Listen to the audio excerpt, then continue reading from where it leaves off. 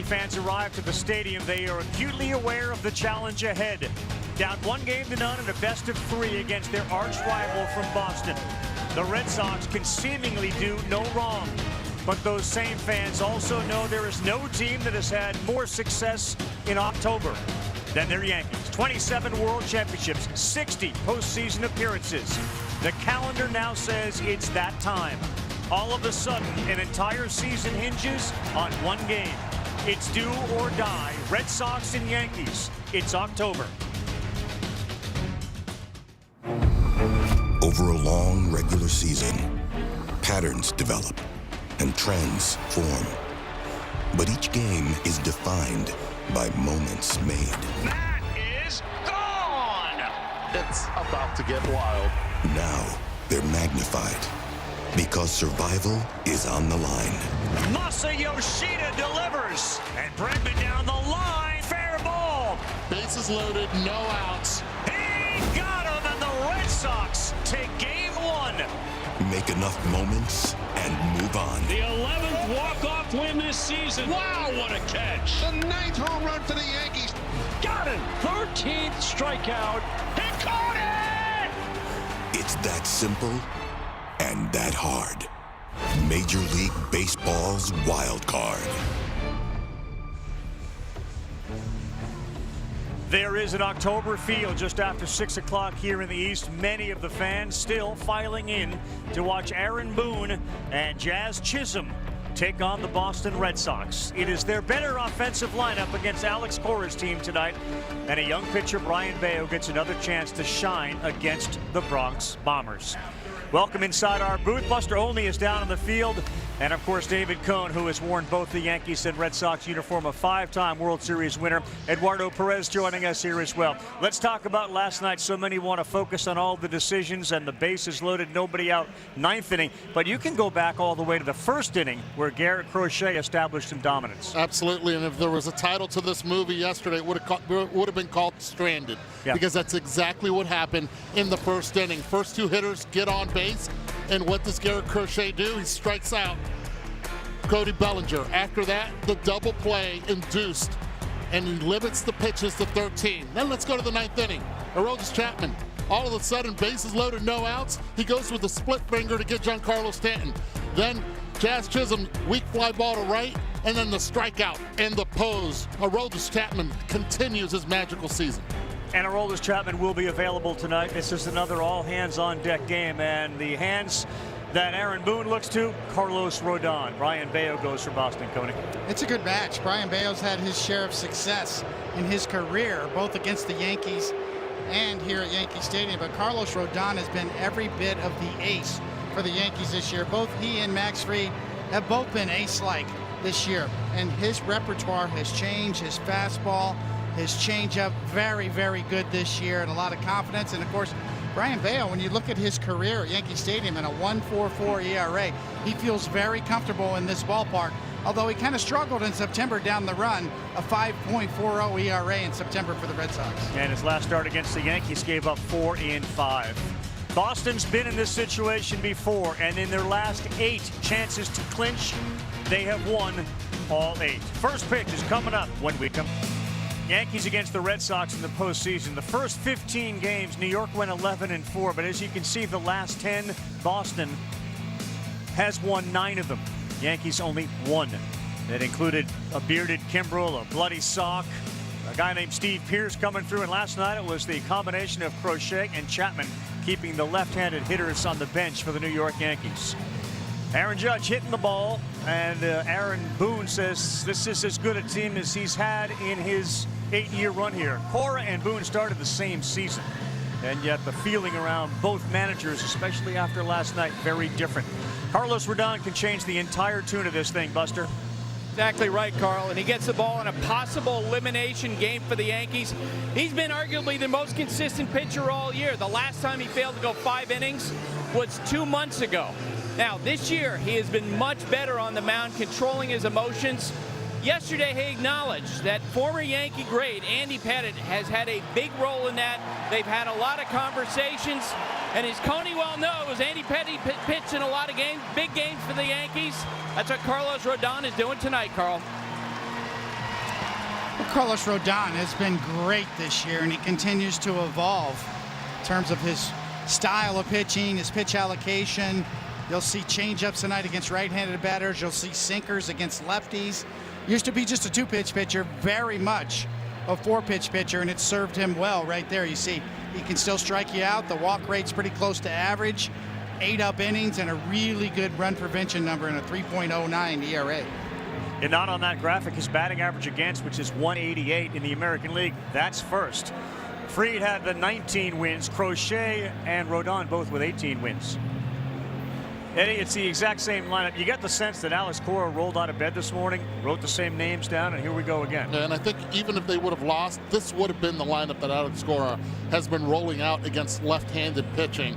Just like I said yesterday, and I'll say it again today, Rob Refsnyder at the top does really well against lefties, exactly the same as Romy Gonzalez. Those two, if they were able to start creating a little havoc, they're going to do it because Story and Bregman are on base. And both feeling better. I mean, that was one of the sort of subplots where the physical conditions of Story and Bregman both now say they have turned the corner on whatever illness they had. There's Jazz Chisholm, who last night postgame, most of you probably saw it, turned his back when answering questions from reporters. Probably, as Jazz knows, Jazz, it's the best way to do that. It's the best way of doing it. And look, a lot of people are saying, well, was he upset? Absolutely he was upset. I think every player should have been upset if they're in the lineup every day. And if you're Aaron Boone, you want him to be upset, and hopefully he takes it out on the baseball, as well as Ben Rice, who will be at first base. Massachusetts bred, of course, Ben Rice. And over at third base, Ryan McMahon now back in the lineup. One thing that Mooney wanted was a little more offense, but also against a lefty, you hope those guys can hit. But let's say this, Caballero and Rosario were phenomenal in the field last night. Well, they did.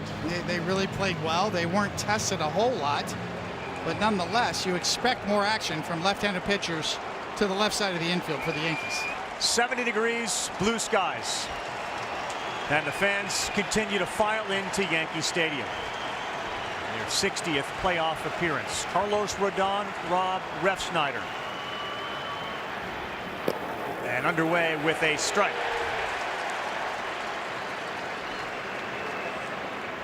Last 9 games for Rodon, 7-2, 243 earned run average.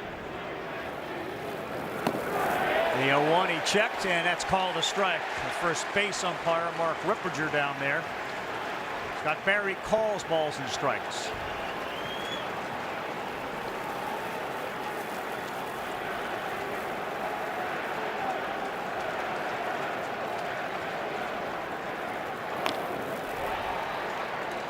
Spoke with Refsnyder around the batting cage before the game. You know, he got his start as a Yankee. He recalls playing in a September game.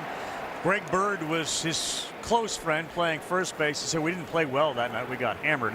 And here he is 10 years later with 2 kids, and the perspective on the whole thing has changed wildly.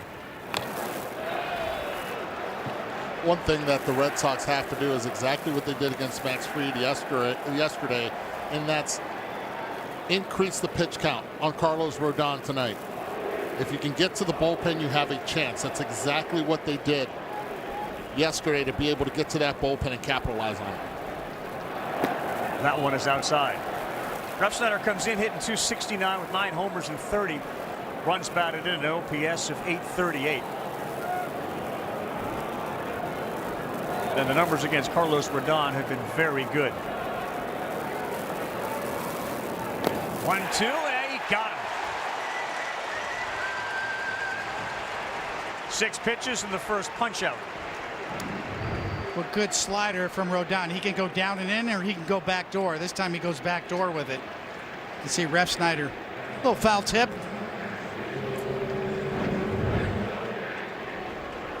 Brings up Trevor Story, healthy for the first time this season, allowed him to play 100+ games, as that one is high and outside. Been a very frustrating start to the career in Boston for Story after a storied career in Colorado.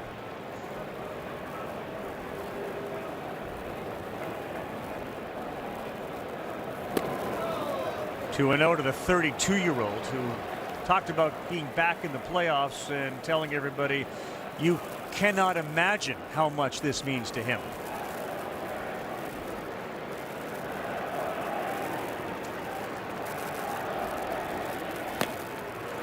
That one at the top of the zone for a strike.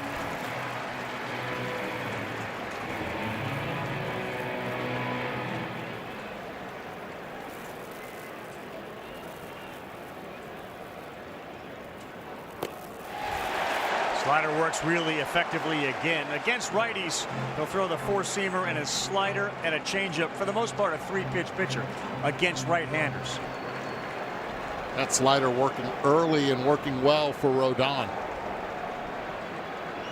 Already thrown at a higher clip than the fastball. See the numbers against righties, sub 200. 2-2. He's gone. Back-to-back punch-outs to start for Rodon as he gets Refsnyder and Story. Well, we've talked about Rodon and his increased repertoire, right? He throws a changeup and a sinker, but the slider is still the kill pitch for him. Always has been. It's a 40% whiff rate on this pitch this year and a 133 batting average against. So it's still death by slider for Rodon. Bregman sees one right on the inside, another slider at 87. So he's used the slider down and away and now in on Bregman, who had a big double late in that game last night to get Boston a third run. Another strike. Well executed fastball. Inner half of the plate.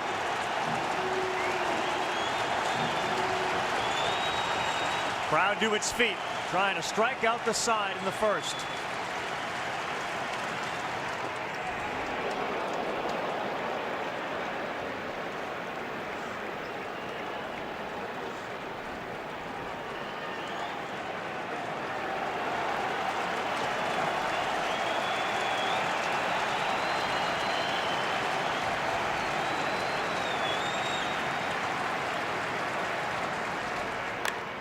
Bregman pops this one up sky high to left and Bellinger. And a 1-2-3 inning for Carlos Rodon. Brian Bayo to the bump. The Yankees to the plate for the first time in a must-win game for New York. Take a look at the New York Yankee lineup. Last night, Trent Grisham down in the order, went 0 for 4 with 4 strikeouts, but he's back to the leadoff spot. Judge had a couple of hits last night. Bellinger won. Stanton had a couple of strikeouts and didn't get a hit. McMahon will bat ninth. This is an equal opportunity bashing lineup. Their homers by far the most in Major League Baseball, but when you think about their average in OPS this season against righties and lefties, they're both first. You know, they're equal opportunity hitters against pitchers from both sides. Well, this is certainly their A lineup that's going to face Brian Bayo in there. And Bayo on the year had a solid year. He's not a strikeout guy. He's a sinker guy. You see that K rate well below Major League average. So he's a ground ball guy, a contact guy. A breakout season for homers for Trent Grisham with 34. Swings at the first one. Sky high towards the line in left. Jaron Duran is over there. And there's one out on one pitch.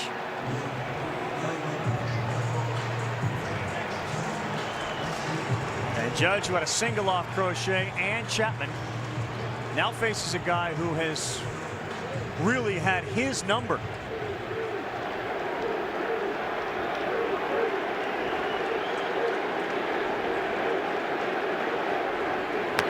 Swings at the first one.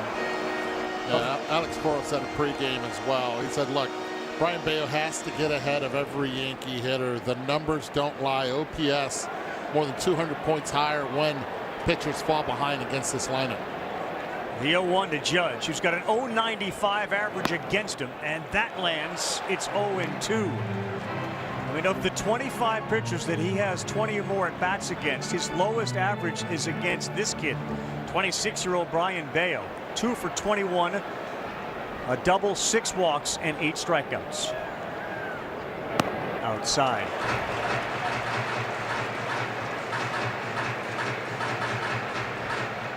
He's 0 for his last 18 against Bayo.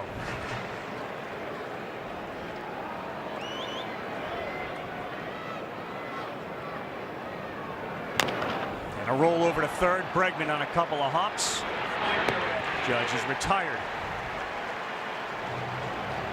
How do you explain an 0 for the last 19 for Judge against Bayo? Not seeing him, not familiar. What is that? Going out of the zone right here, once again, off the plate. So Bayo's been able to induce Judge to chase, and that's been one of the best improvements in Judge's game is not chasing that particular pitch right there, that sweeper off the plate.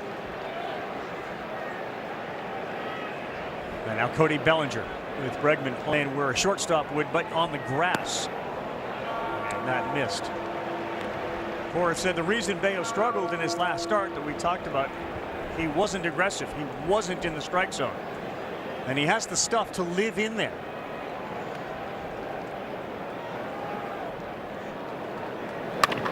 Bellinger finds the hole to the right of Sogard in the first hit of the night for Bellinger and the Yankees. He's aboard with 2 down. He's aboard in their speed now at first base, something that Cody Bellinger has brought to the Yankees all season. Pitch out over the plate just runs right into the barrel of Cody Bellinger. I'll tell you what, the Red Sox fortunate right there that he hit it hard but on the ground. Bellinger in his postseason 14 of 15 when it comes to stolen bases, and now Ben Rice. He swings and hits it hard to right, and Ben Rice is back, and the Yankees are on the board. A 2-run home run off Bayo to get it started.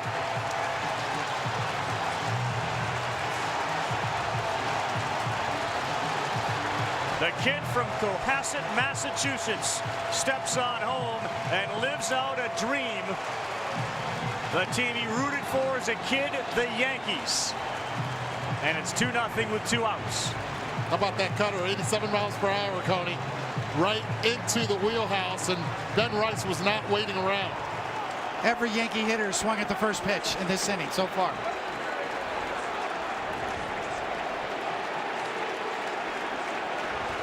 Now Giancarlo Stanton. And that's ball 1. Just think about the difference, guys, between the first 2 innings. The first inning, the last 2 nights. First and second, nobody out. They don't score. 2 outs. They get a single and a homer and lead it 2-0. The difference with that home run now, and you can tell just the environment here in the stadium, they needed this. The fans, even though the Yankees did take the lead yesterday with a Volpe home run, they needed it. Pretty good souvenir out there in right field. Waving at one outside the strike zone. And they needed it because of the dominance that Brayan Bello has had at this stadium. As soon as he hit it, this ballpark, very forgiving on line drives, hit hard towards the pull side. Stanton smashes one to Story at short. He will be retired, but some hard hit balls against Bayo, and Rice picks up where he left off in the regular season finale. Señor Arroz. Mr. Ben Rice putting the Yankees up by 2, and the captain applauding the youngster. Major League Baseball's Wild Card Series on ESPN is brought to you by American Express. There's nothing like platinum. And for the Yankees, there's nothing like Rice. He has been red hot last 15 games. A near 400 average, an on base of 436, an OPS of 1180. A whole bunch of extra base hits, none as big as that one. This ball is lifted to right off the bat of Romy Gonzalez, and Aaron Judge is underneath it, and another 1 pitch out for the Boston offense.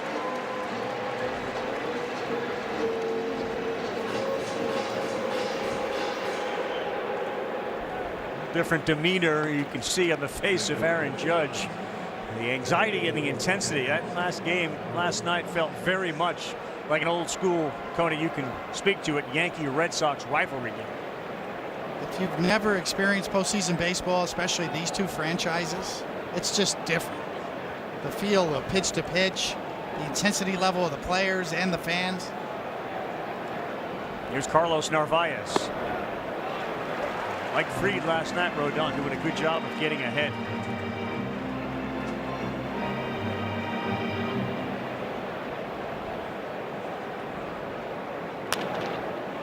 Another one popped up sky high. Volpe is out there. He's looking for some help, and it's Grisham. He makes it look as effortless as any outfielder in the big leagues.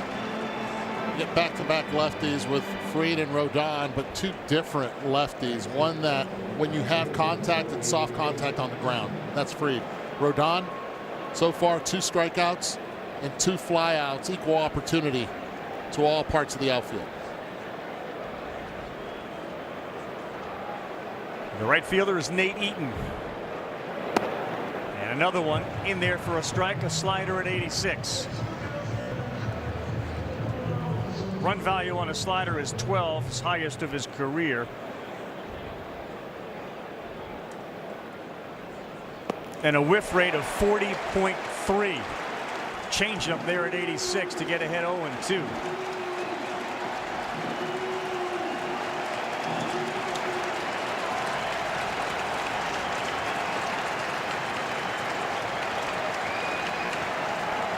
There he goes, Carlos Rodon.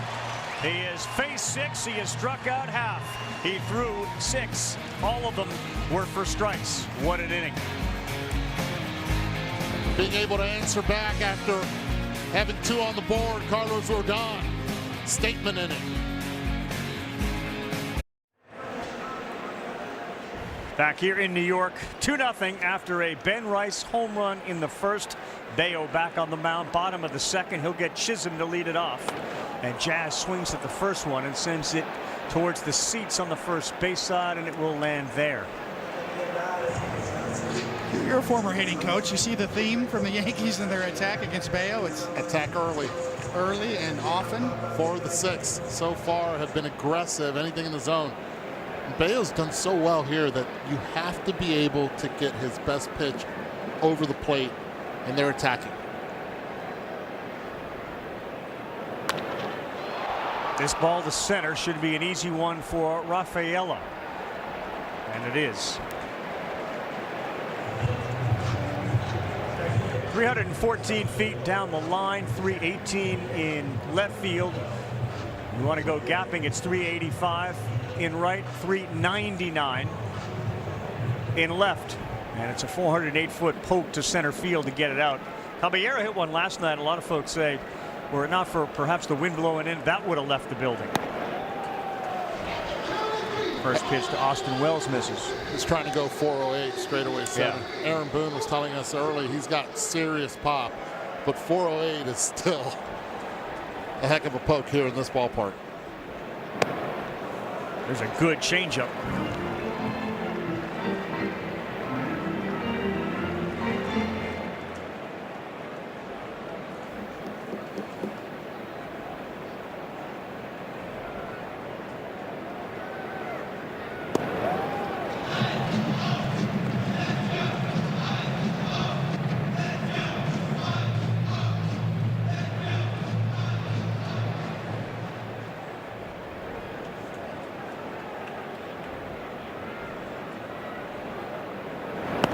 Inside, he gets away from it, and Bayo's changeup that he yanked puts him into a 3-1 count. Against lefties, kind of a 4-pitch pitcher: sinker, sweeper, cutter, and a changeup. There'll be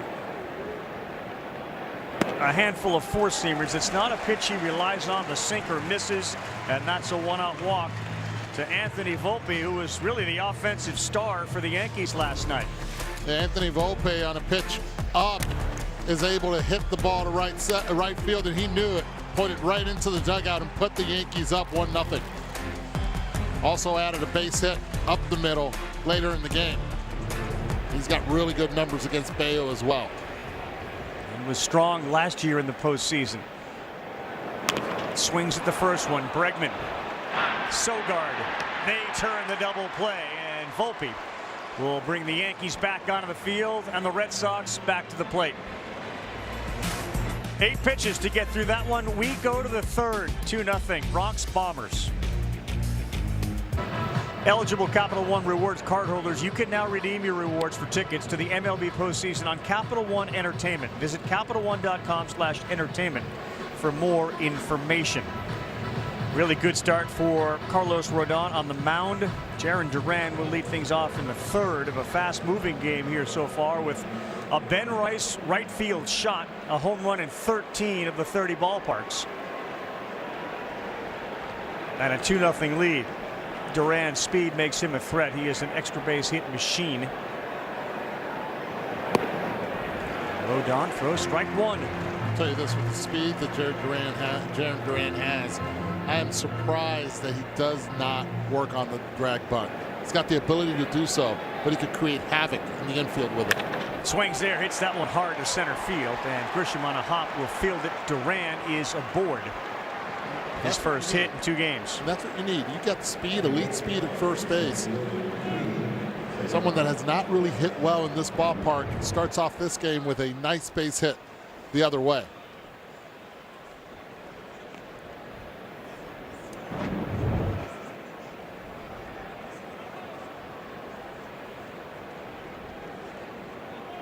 .24 steals this season for Duran.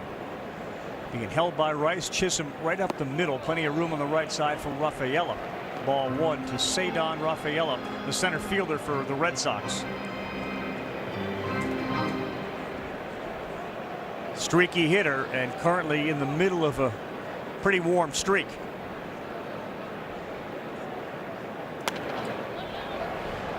And Carl, an unbelievable at bat yesterday. 11 pitch at bat against Luke Weaver that really turned the tide of this game.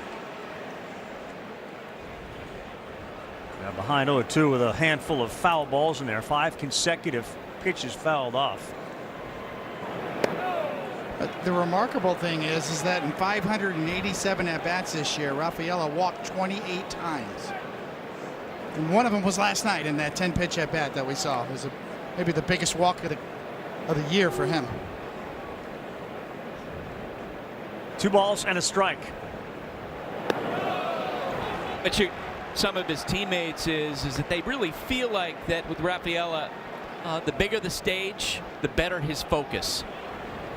In his last 10 games, he has been focused. A .389 batting average. He's got a good count, 3-1. Right down the middle, and he missed an opportunity. I'm wondering right now if Alex Cora will get Duran on the go here. You got a free swinger at the plate. Foul tip. Rafaela feeling pretty good. He's staring right back out. He's feeling confident.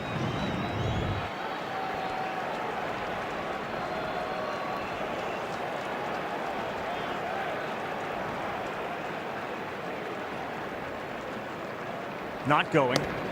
And another walk for Rafaela. First and second. Nobody out. Sure those numbers are right, Coney, about the walks? Turned over a new leaf in postseason here.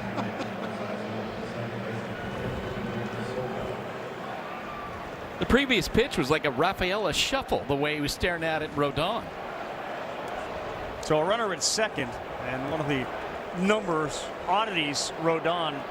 Third base has been stolen off him 11 times since 2023, which is tied second most. And a good base stealer out there at second. Here is Nick Sogard. He had that big hustle play to get into second with the double. Squares to bunt, sends it back to Rodon. He's got a play. He bounced it. Chisholm came off the bag to catch it, and they will be loaded. Fortunate that Chisholm was able to catch it, but in catching it, he jumped and his foot came off the bag when Sogard's foot hit it. I'll tell you this, Jeff, Chisholm had to play it this way. When that ball's like an in-betweener, you're trying to keep that ball in front of you. Rodon had plenty of time. He just rushed the throw. Did not get his feet set at all. Bases loaded. Back to the top for Rob Refsnyder. Strike one.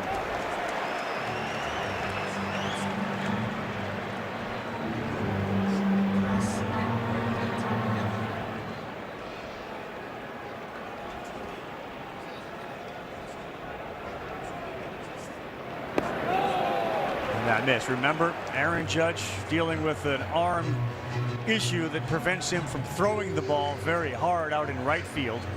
Grisham in center, Bellinger a terrific arm in left. And good speed out there at third and second and first with Sogard. Good pitch. Saw Refsnyder pull and then pull back.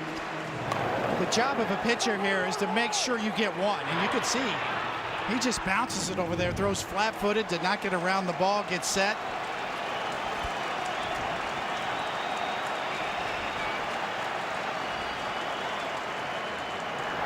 And that's a start. He picks up the strikeout of Refsnyder. One down. Well, this has become a real weapon for Rodon. This year in particular is that changeup, an excellent action down and away. And Refsnyder's tough on lefties and has been tough on Rodon in his career, but I don't think he's seen that kind of pitch before from Rodon. Chapman got out of a no-out bases loaded situation last night. Is Rodon going to do the same? Ball one to Trevor Story.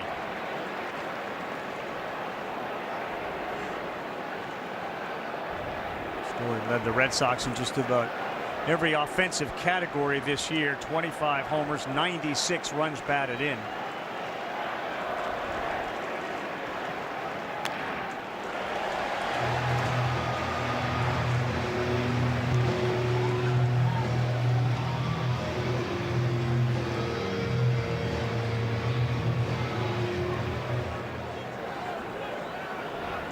See the numbers very good with the bases loaded.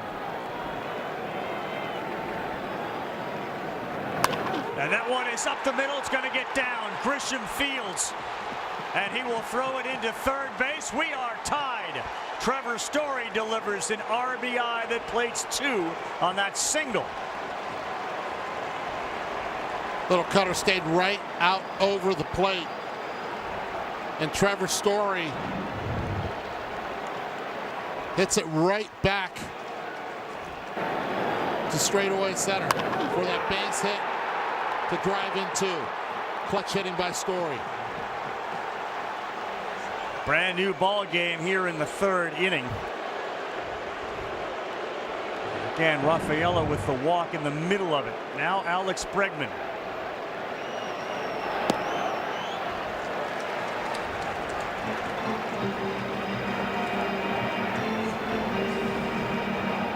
Bregman's big hit last night towards the corner in left field. Bellinger still shaded, so there's plenty of room down that line.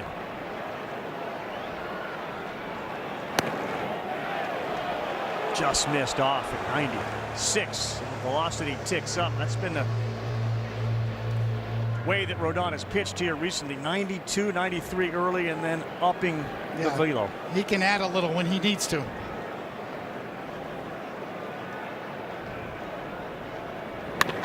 Bregman, Chisholm, fires to Volpe, to first. Nice double play by the Yankees to end the threat that the Red Sox were putting on. Not an easy one. That's part of the game that Jazz Chisholm brings to the New York Yankees. It's not only the bat and the legs, it's the defense. Great turn and feed to Volpe. Strong arm to get two.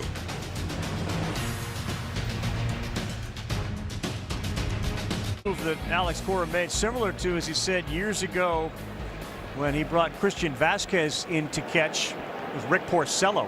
They needed offense. This is a kind of a new battery here with Bayo and Narvaez. It's an excellent point, Carl, and that's exactly what Alex Cora told us. He just wants Narvaez's bat in the lineup. 9-hole hitter Ryan McMahon did not play last night. 1 ball, no strikes. 1-1.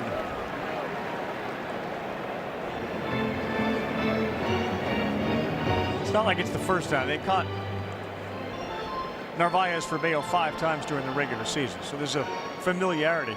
The approach the Yankees have had, Cody, if you see that through the order of time plus where they're swinging at the first pitch, what do you do? How do you make an adjustment? Start thinking about pitching backwards a little bit just to keep them honest. You've got to land your breaking ball for strikes early in the count.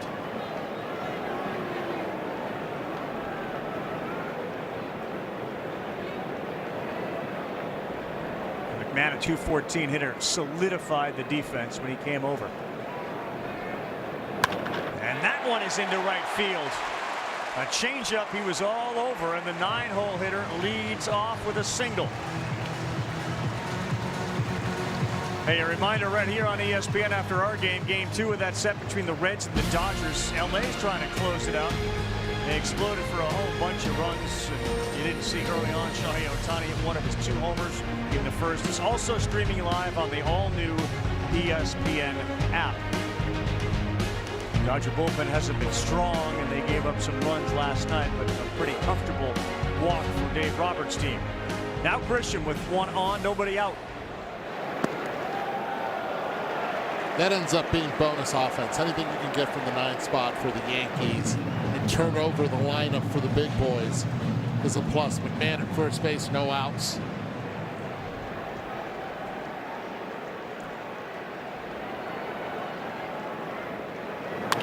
That one is on the ground. Sogard smothers. He goes to Story, who has to leapfrog over McMahon, and they get 1. As a couple of former Colorado Rockies come together at second base. Oh, we're seeing some really good defense at second base already early in the game. Talked about Chisholm. Sogard not bad at all right there. Excellent feed and play. Great defensive alignment, too, playing Sogard over to take away the hole. Aaron Judge steps up for the second time. Grounded out to third his first time up.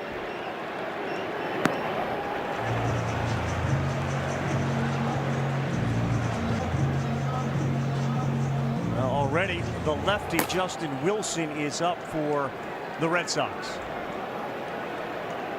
Judge, a .210 hitter for his career in the postseason. One misses badly. Part of the reason, and you saw it in his first plate appearance, he chases a little bit more in the postseason. Regular season 22%, postseason almost 27, 28% of the time. Especially on spinning baseballs, sliders, cutters. But don't leave it in the middle. He's got 16 home runs too.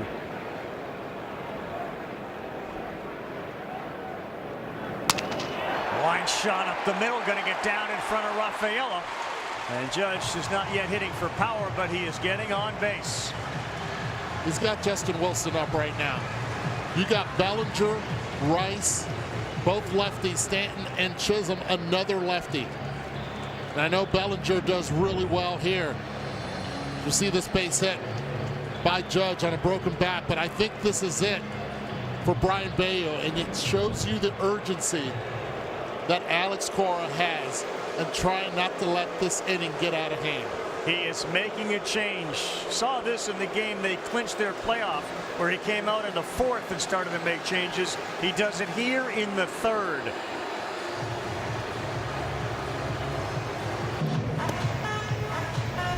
So Alex Cora did this on Friday, September 26th, the game the Red Sox beat Detroit 4-3. Harrison was the starter. He took him out after 3 innings. And he went to a parade of bullpen arms. Here we are in the bottom of the 3rd, and Bayo is out of the game.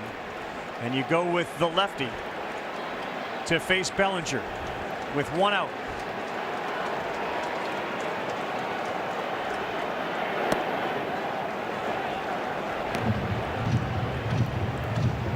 This is not because Bellinger can't hit lefties. It's just the opposite.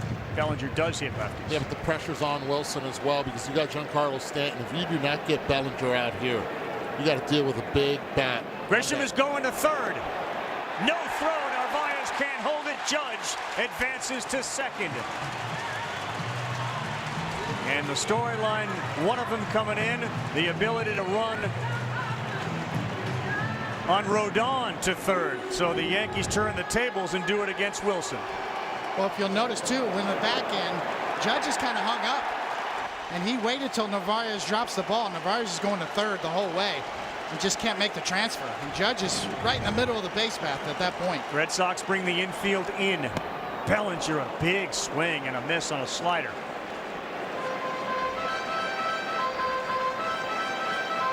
And Boone was quick to point out when we mentioned the 11 steals against Rodon. He said, we actually steal 3rd base more than they do. 1-2 to Bellinger. Reaches out, sends it to left. Fairly shallow. Duran has it. There'll be no tag. Good call by Luis Rojas.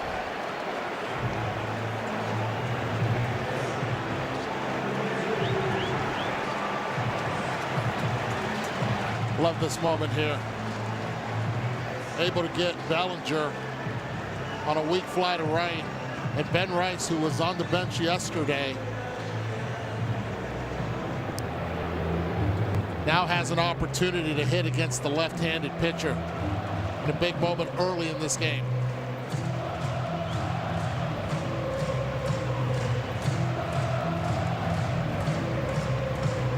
Rice got this place rocking. He became the first Yankee with a homer in his first career postseason at bat since '98. T-Mobile brings us the best of the game. It's presented by T-Mobile. And it was that shot that got out in a hurry to right field. Rice is very likely to be an everyday first baseman next season and play against left-handed pitching. Here he is against Wilson in a 2-2 game with 2 outs in the third.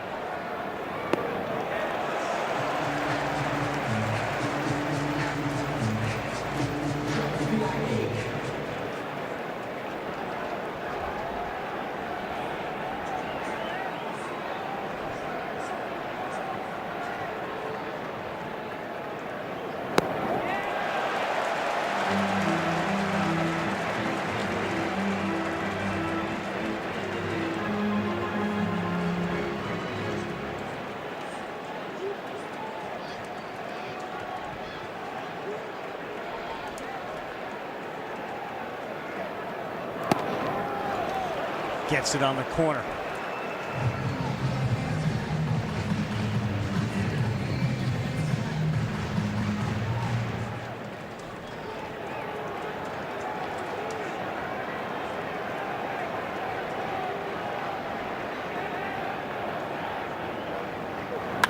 And Rice on a line to right. It stays up and it's caught by Nate Eaton.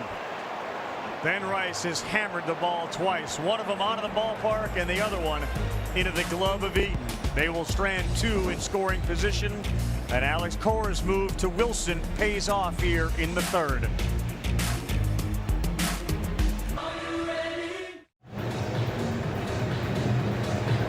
Yankee Stadium here in the Bronx with David Cohn, Eduardo Perez, Buster Olney, Carl Ravitch. And it's a 2-2 ball game. 2 runs for the Yankees on a Rice homer. Red Sox score 2 in the third. We head to the fourth. Rodon throws a strike. Romy Gonzalez, Carlos Narvaez, Nate Eaton.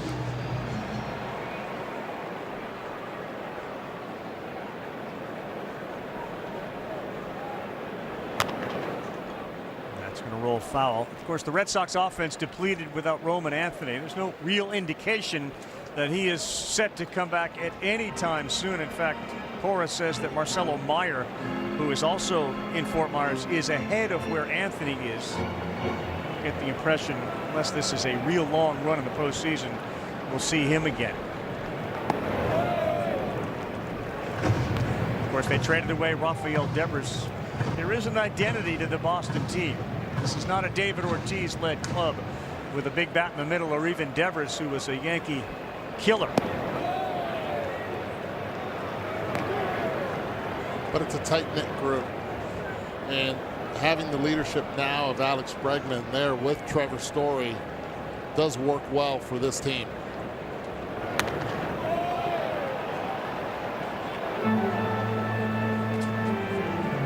Red Sox also have a very good bullpen that they're already into, that Alex Cora is going to lean into in this game.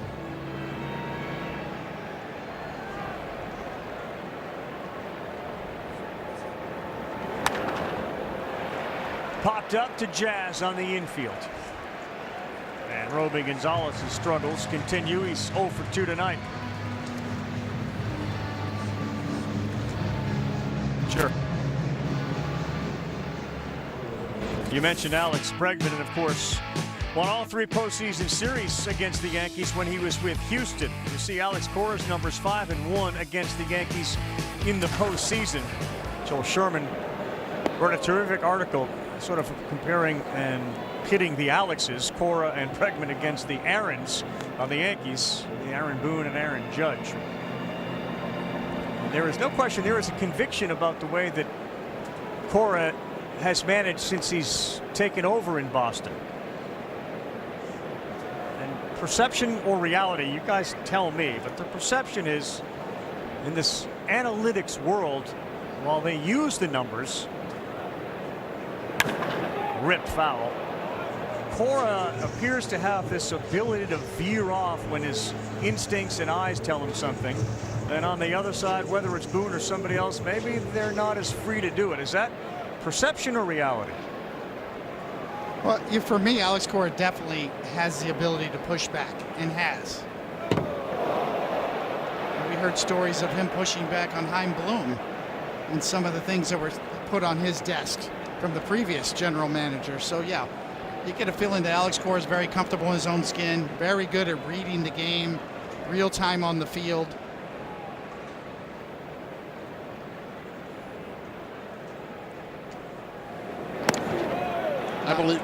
I believe Alex Cora's had the ability since he became a manager hired by Dave Dombrowski, and it was Tony La Russa also that was an advisor at the time.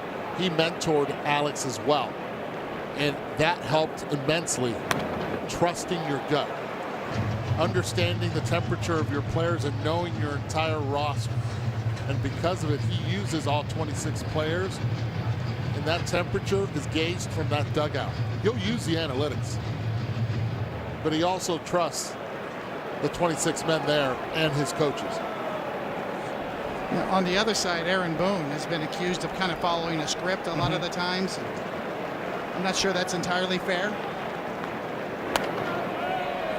Yeah, I mean, those were some of the words that were thrown out after last night's game. Scripted, programmed.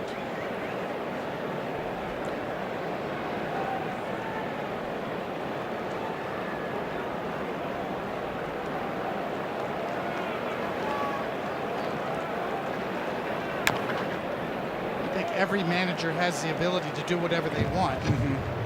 The difference now is that after the game, you have to defend your decisions. You'll get called on the red carpet afterwards and say, hey, this was the information that was given to you, and you went against it. What was your reasoning? And whether it worked out or not, you're going to have to sort of account for that. And every manager's aware of that. Some have more autonomy than others. 3-2, and he got him to chase. Four-seam fastball at 96. He picks up another strikeout, and Rodon has 5. Ace has all the power you need to get the job done right. With the best power brands all under one roof, like Steel, Ego, Milwaukee, and Toro. With free assembly and delivery or ready for pickup in just 15 minutes. Ace is the place with the helpful hardware, folks. Nate Eaton digs in. He struck out his first time up.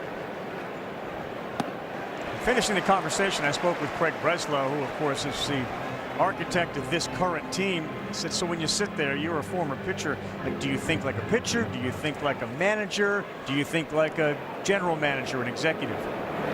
He intimated a lot of both, but he sort of leaned into the management thing. So I said, well, the perception is Alex has this freedom, but he has all the information. As long as the decisions you make are working out, the questions are fewer, obviously. And Cora is on a little bit of a roll with that, especially with his numbers in the postseason. There's a line shot into right for a hit. 2-out single for Eaton. 18-8 in the postseason, 5-1 against the Yankees in 3 postseasons. So you buy yourself a little cash. Yeah, it's amazing when you look at the contrast between the managerial styles in yesterday's game and today's game.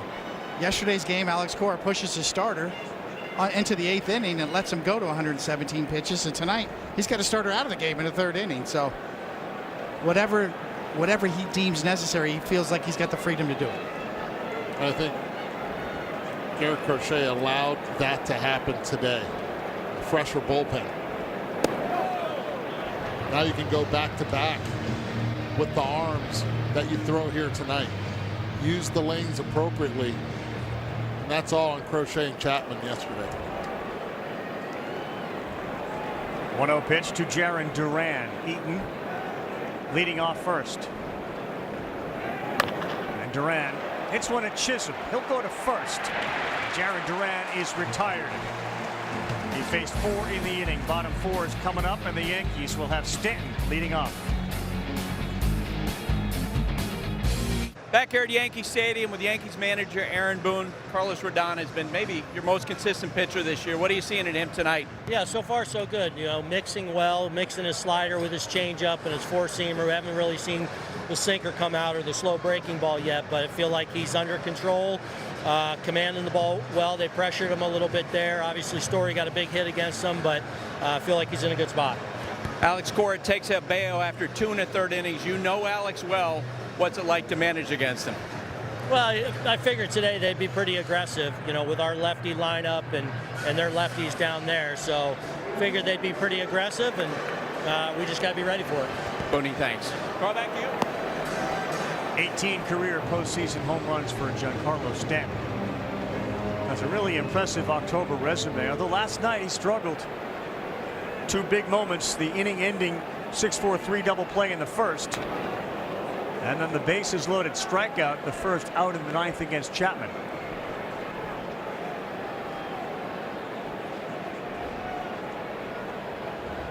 But only Ruth Gehrig and Reggie Jackson a higher postseason career slugging percentage than Giancarlo Stanton.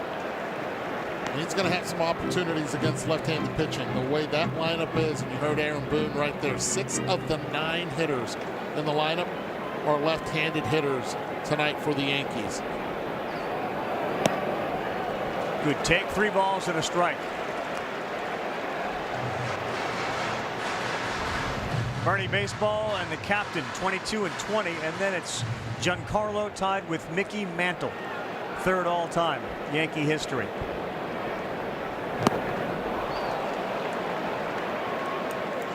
The story last year in the postseason, his elbows were all banged up and he was out taking seemingly hours of batting practice. He was out there again early today taking extra batting practice.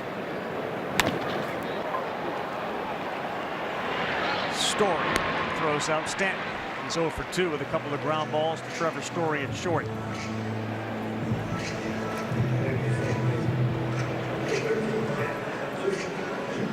You guys have been in clubhouses a lot. How does somebody like Chisholm turn the page? And defensively, he's made a good play already from yesterday. And what happened? It's not something you just forget about, or is it? It sticks with you. It burned him. His reaction was obvious last night. You know, the only way to do it is to do it with your bat. You know, let your bat do the talking. I mean, he's obviously an emotional kid. Did not like being left out of the lineup last night. He was embarrassed.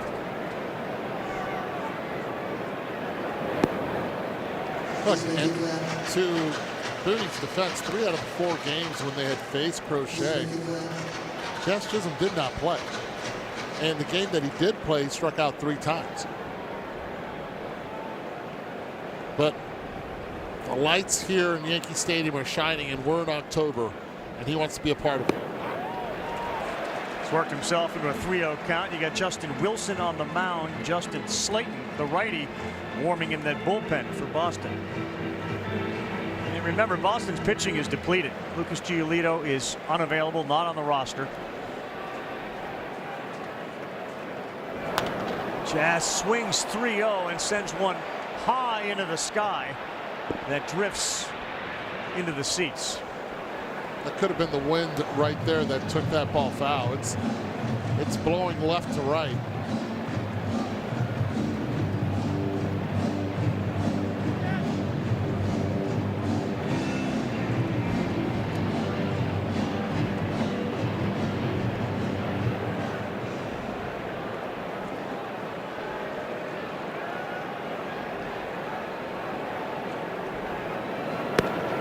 On the corner.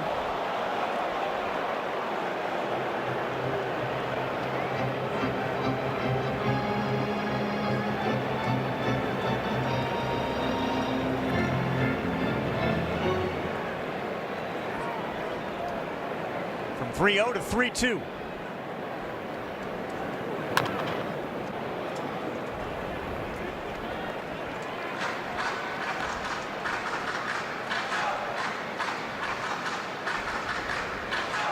The veteran Justin Wilson's been around the block. 38 years old. Had a couple of different stints with the Yankees. Really revived his career this year. Changed his style, more cutters.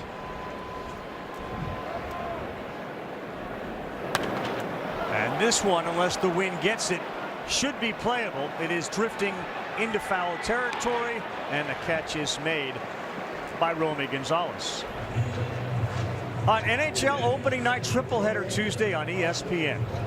You got the Florida Panthers and the Blackhawks at 5. At 8, the Rangers and Pittsburgh at Madison Square Garden. The Avalanche and the Kings at 10:30. As you take a look at the Devils center Jack Hughes, 27 goals, 70 points last year. And a wealthy brother, 7-year, $63 million deal for the 22-year-old as the NHL gets underway on ESPN. Another great season ahead of hockey.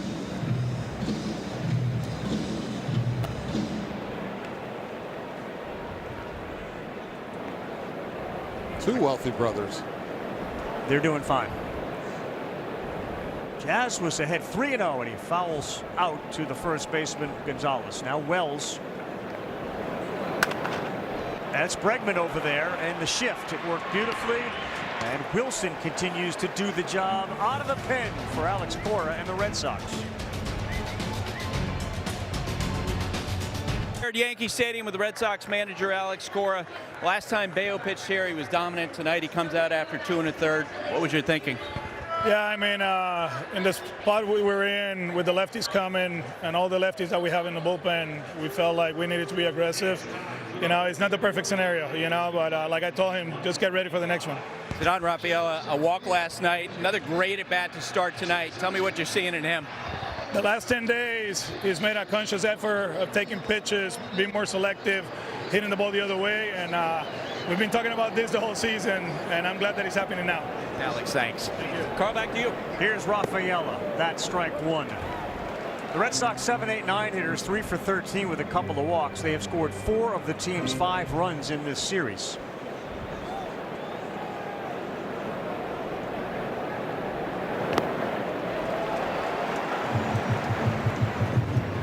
Zedon, of course, has bounced around from center field to the infield. He has shown a phenomenal ability to adapt to wherever he is and play the positions wherever he is very well.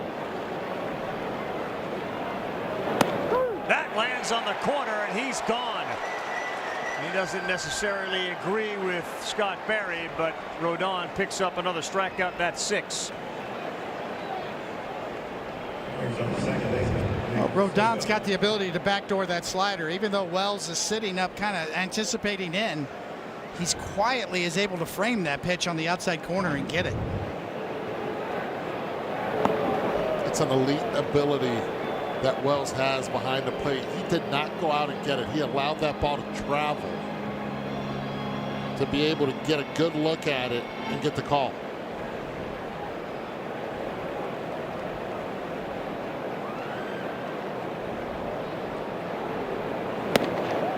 Strike to Nick Sogard.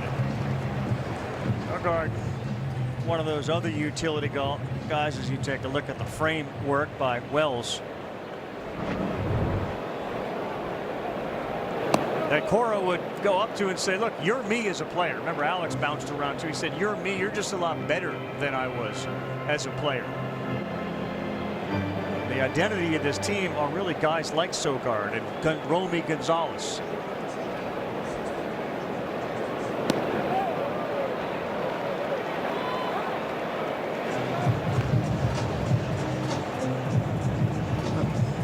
We know that it was pre-planned, Sogard's base running last night. Kind of feel like Aaron Judge maybe got caught surprised in right field a bit. But I really just give credit, Carl, to your point, that this was planned before. Hey, we're going to challenge him. We're going to run on Judge every chance we get. Sogard out of the box did it. It changed the whole inning. Ended up changing the game. Preparation was the word Corey used. And this one ended the bat. Stays up for Bellinger. 2 down. This was the play Coney's referring to last night. It feels like to me, Eduardo, now you played out there a little bit, that Aaron Judge is thinking he's not going to go, let me just get rid of it quickly, save my arm, and then, he is going. Yeah. And he never hesitated. And this is, you do this in pregame meetings, right? Anything hitting the gap, right field, if you see that it's Aaron Judge that's going to catch it, let's test his arm. And by not moving his feet, by throwing it off his back leg, you saw that there was not much behind it, 70 miles per hour off on the throw. An elite arm, but right now, it's not even close to what we're used to seeing. He's shown more of that in September, Judge's arm strength. It just looked like he got caught surprised a little bit on that one. Sogard, give Sogard credit. Ref Snyder. Judge coming hard. Chisholm going out quickly, but it's Judge in foul territory. And the screen there to support him. A good running catch for the man we were just talking about. It'll be 8-9-1 if they can get to Judge. He will hit cleanup next inning. Name your players, your postseason. Follow all the postseason action. Download the MLB app. It's the #1 app for live baseball. Cody, Eddie, Buster, Carl Ravitch here. New pitcher for Boston. Third one of the night. It's the righty Justin Slayton. He will start with Volpe and then McMahon. And that is strike one. Against the Yankees, 5 games, a 1.35 ERA, a 4-seamer, a cutter, a curveball, and a sweeper, 4-pitch pitcher.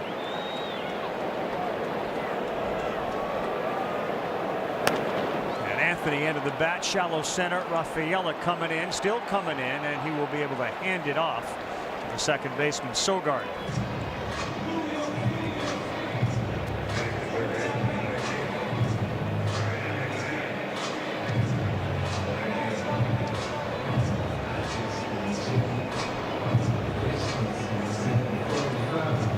Justin Wilson gave out Alex Cora exactly what he needed. Now here you are in the 5th with 1 out. For Ryan McMahon, the 9-hole hitter, singled his first time up to right, swings at one up at 97.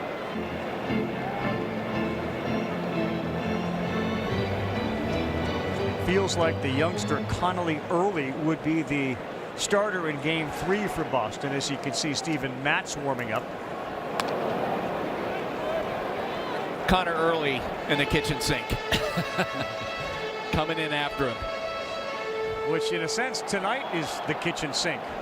Absolutely, Carl. You feel like Alex is trying to wrap this thing up right now as soon as possible.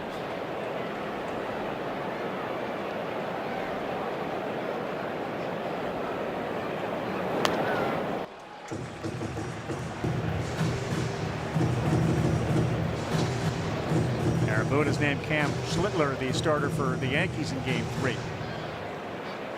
2 exciting young starters with good stuff, both of them.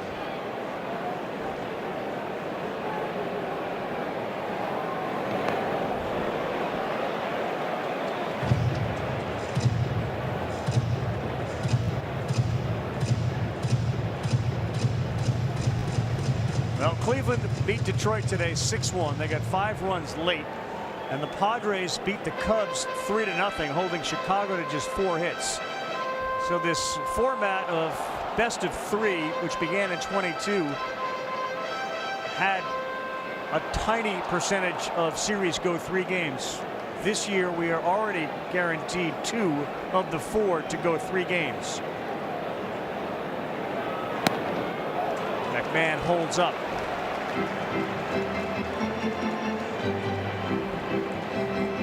Only twice had it gone 3 games, so we're matching the total of the prior 3 years here already this season. And right back to Slayton.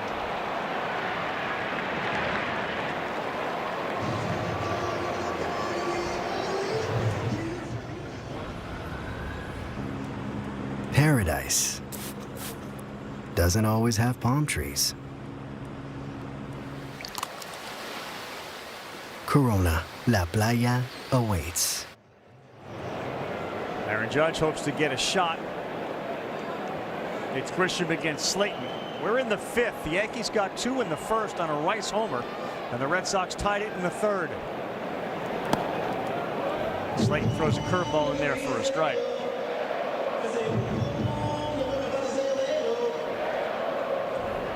So 4 of the 20 series have gone to 3 games, but twice has the team that lost game 1 come back and won it in game 3. Only twice. So far, Justin Wilson and Justin Slayton, the Justins, have come in doing their job out of the bullpen. Sometimes it's hit or miss.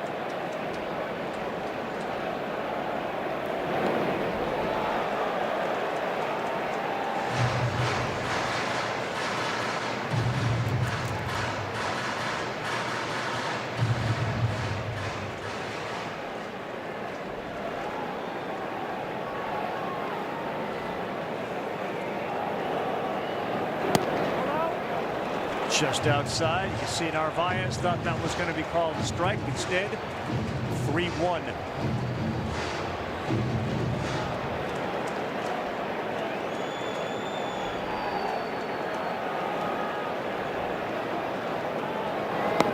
And that one missed badly. Non-competitive pitch. And that brings up Judge with 1 on and 2 down. And this will be Slayton's last hitter, if he gets him or not. He's got to put all he has into a tall task. Wearing number 99, and the fans here know it.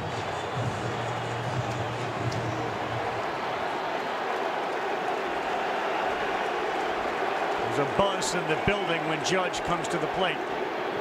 Big swing and a miss on a sweeper. That's what he wants back. Stayed right out over the plate. Judge is 3 for 3 in the series with men on.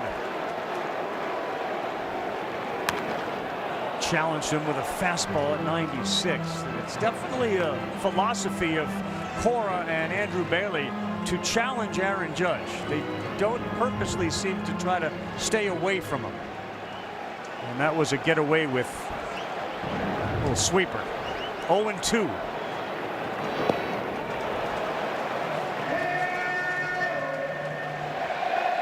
Good job by Narvaez, being able to keep it out in front. Yeah. Judge in the postseason a higher chase rate than in the regular season throughout his career, 5% higher.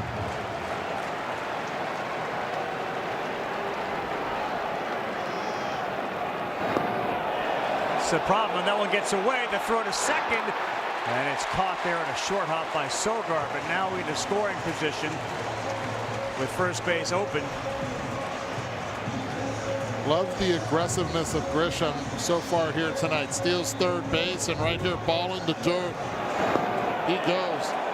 Little cautious, realizes he's got an opportunity and chance to get to second base. 90 feet closer. First base open. What do you guys think? You keep pitching to him. He was already in scoring position at first base with that bat in hand.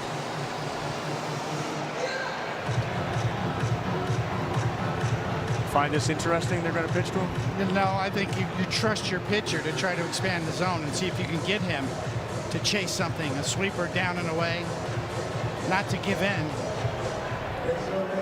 Well, where Judge has been exposed in the postseason have been the balls that have had spin on him. He hung a sweeper that he missed, and the other ones haven't really been close. As he challenged him with a fastball on a 2-2. Judge lifts it to left. Duran running, drops the ball. Grisham will score, and the Yankees have the lead. Jarren Duran had it in his glove, and it popped out. Only 9 out of 10 times he catches that ball. He dove for it. But I'm telling you, Jarren Duran, that's one that he has to have, and he does not. And it gets the Yankee fans riled up. Slayton makes a good pitch, ball off the end of the bat. I'll correct myself, 9.9 out of 10 times he gets that ball. Yeah, he just clanked it. Slayton did make a good pitch. I think the glove actually got in the way, in the visual way to catch the baseball. Right now it's being ruled a hit. Steven Matz is coming in. The Yankees are on top, and Judge is 4 for 4 with runners on. Matz fires his first pitch to Bellinger on a ball that clanked off of Duran's glove. Don't forget, Grisham was walked and then advanced to second base. He's probably at third base, not at home, if he doesn't aggressively take second.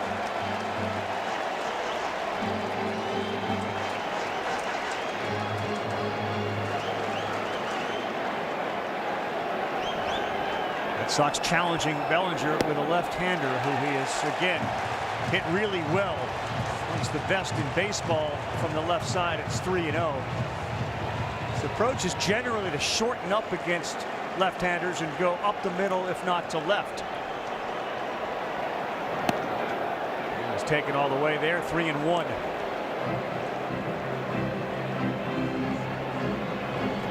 Well, right now he's looking to turn and burn on any fastball in the middle part of the plate. How about that? Threw him a changeup. 3-1. Fed off his aggressiveness.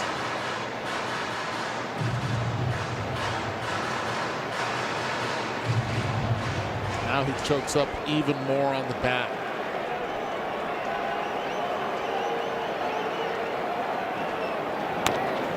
Rolls one. Bregman will charge it. Bellinger's got good speed. And he's out by half a step. Good read by the former LSU Tigers shortstop Alex Bregman, the third baseman, to get Bellinger. But off of the glove of Duran allows Grisham to give the Yankees the lead, and Aaron Judge keeps it rolling this postseason. Saturday, the Division Series rounds will get underway. Our friends at Fox and FS1 wish them all the luck. The American League Division Series winner of this one goes to Toronto. Tigers and Guardians winner will head to Seattle. And our friends at TBS have the National League Division Series. Reds Dodgers winner, Philadelphia. Could be a phenomenal series. Padres Cubs winner take on the Milwaukee Brewers. That is the TV schedule. All the games you can hear as well on ESPN Radio all postseason long. So the Yankees reclaim the lead, 3-2. They give Judge the hit. It looked like Duran may have actually put the glove in a spot where he couldn't see the ball get into it, almost blinding himself.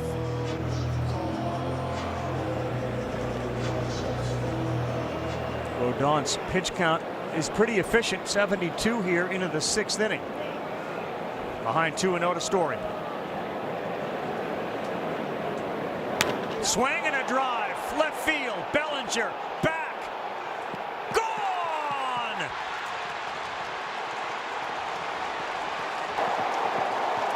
Trevor's storybook season continues with a game-tying solo shot.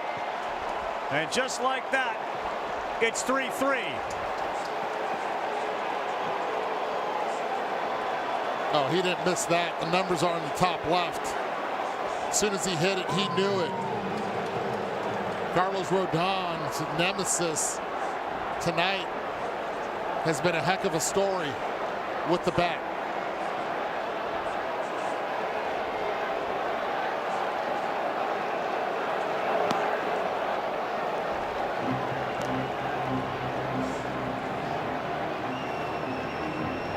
You talk about up and downs of emotions in this stadium. Yeah, this has been a roller coaster tonight. We're still shaking from last night. 1-0 to Bregman. 2-0. It looks like Cruz is beginning to warm in the Yankee pen tonight.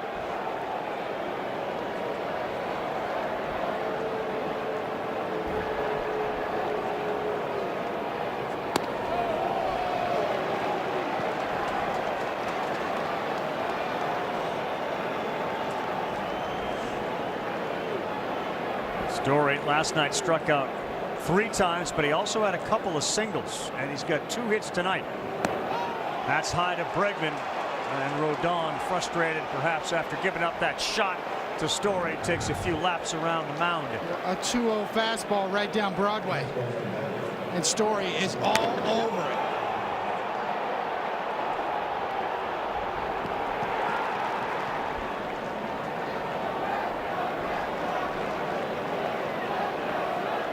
And after that home run, 4 straight balls to the next batter.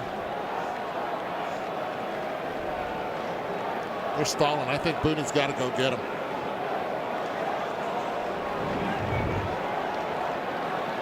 Here comes the manager of the New York Yankees.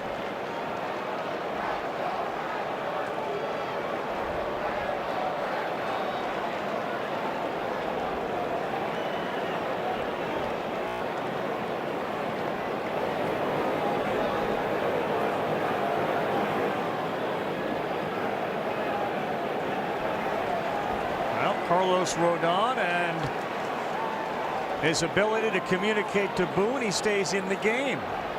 Oh, this is an interesting call right here for Aaron Boone, who usually does not make the pitching visits without taking the pitcher out of the game.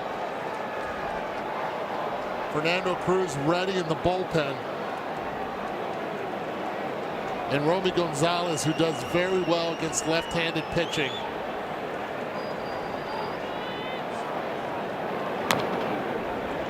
Tony, you've seen all the Yankee games, or so many of them. How often does he do that to a starter and then leave him in the game? A few times. He's done it with Max Fried, and I think Yankee fans are thinking right now that's the visit that needed to happen in last night's game with Max Fried.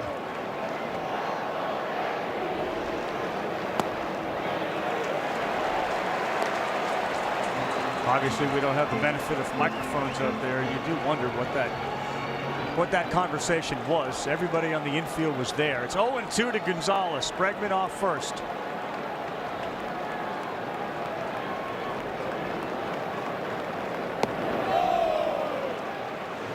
Tony, you know what was interesting about that? When Joe Torre managed you, he would jog to the mound when he was going to give the starting pitcher a chance to talk his way into the game. In this case, Aaron Boone took a long, slow walk.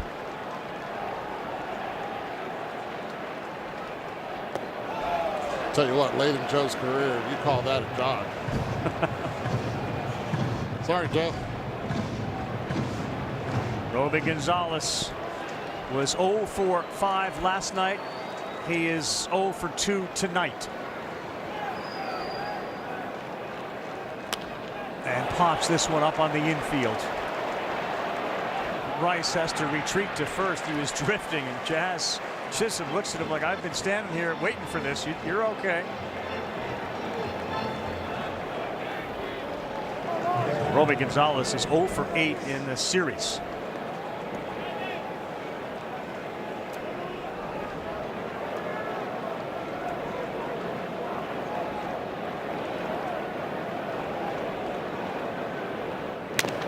And Narvaez hits one to the hole of third. McMahon fires Chisholm to first, and they turn a 5-4-3 double play. Aaron Boone sticks with Carlos Rodon, and that pays off. The home run hitter Ben Rice comes up when we come back. It's a 3-3 ball game and a must-win for the Yankees. Game 2 of the wild card here in New York.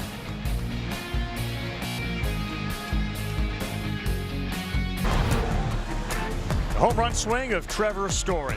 Play Ball, baseball's global youth initiative to highlight the fun and accessible ways to play our great game. To learn more, including how to find a league near you, go to playball.org and follow at Playbook on X, Facebook, and Instagram.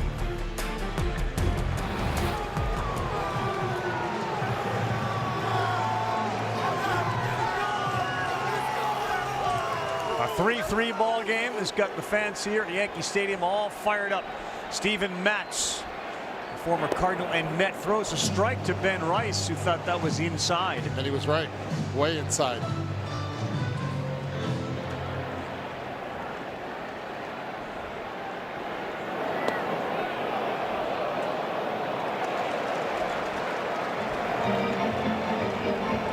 Did he go? No, so it's 1-1. Rice smoked a homer over the wall in right on a line, and then hit an absolute missile that stayed up in the air long enough for Eaton to make the play.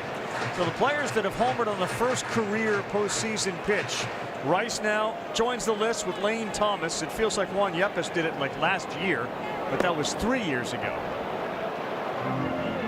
Longoria did it in the division series for the Rays in 08, the year they made it to the World Series.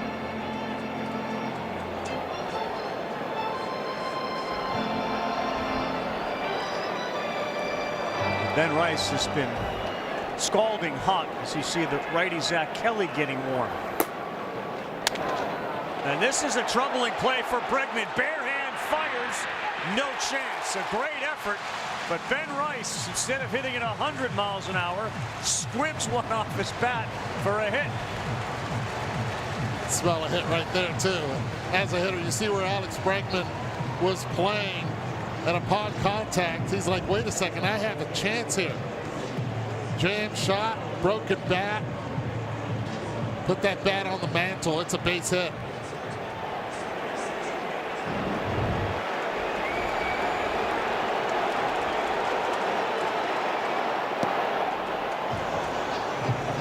Change up in there for strike one. Mats has to be careful down in the zone against Giancarlo Stanton. He's trying to induce the ground ball to get two.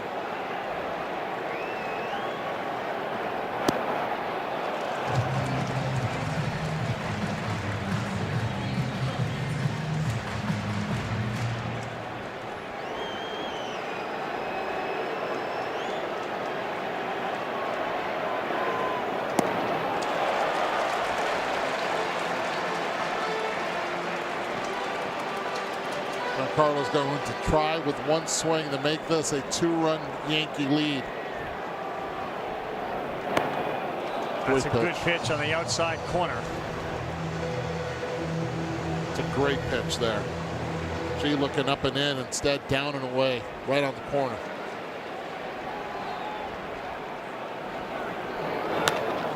Pulls one to left, though. It was off the end of the bat, and Duran is there to make that catch, and Rice retreats.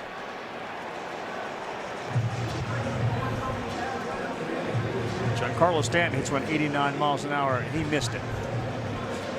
He is the king of exit velocity. And now left on left for Jazz Chisholm.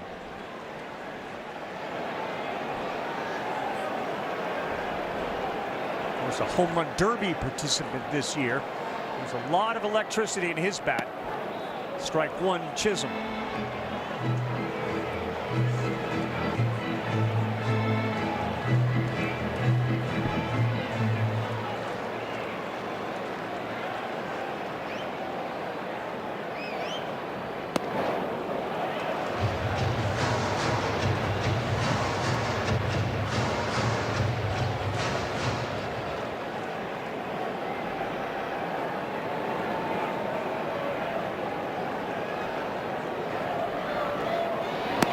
Big swing. He was going for the downs, but he missed. 1 ball, 2 strikes.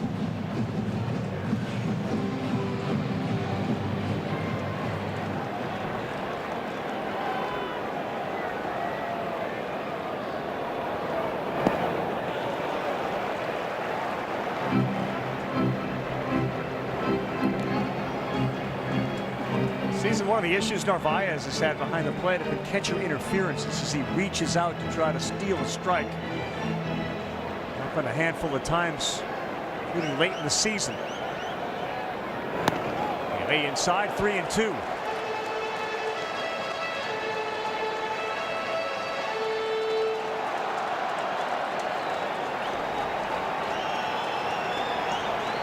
Tough guy to double up. Bregman is playing in the shortstop position. Story nearly up the middle.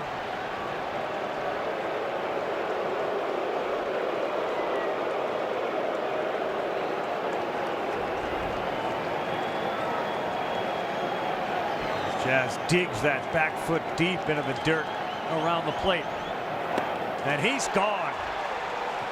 Steven Matz pitch down and away, picks up the strikeout at Chisholm. After all the off-speed pitches, he paints him down and away at 96. Chisholm guarding against off-speed, that good curveball and changeup combo, and Matz crossed him up. Austin Wells, one of the Yankees that had 20-plus homers during the regular season. You see it there, 21.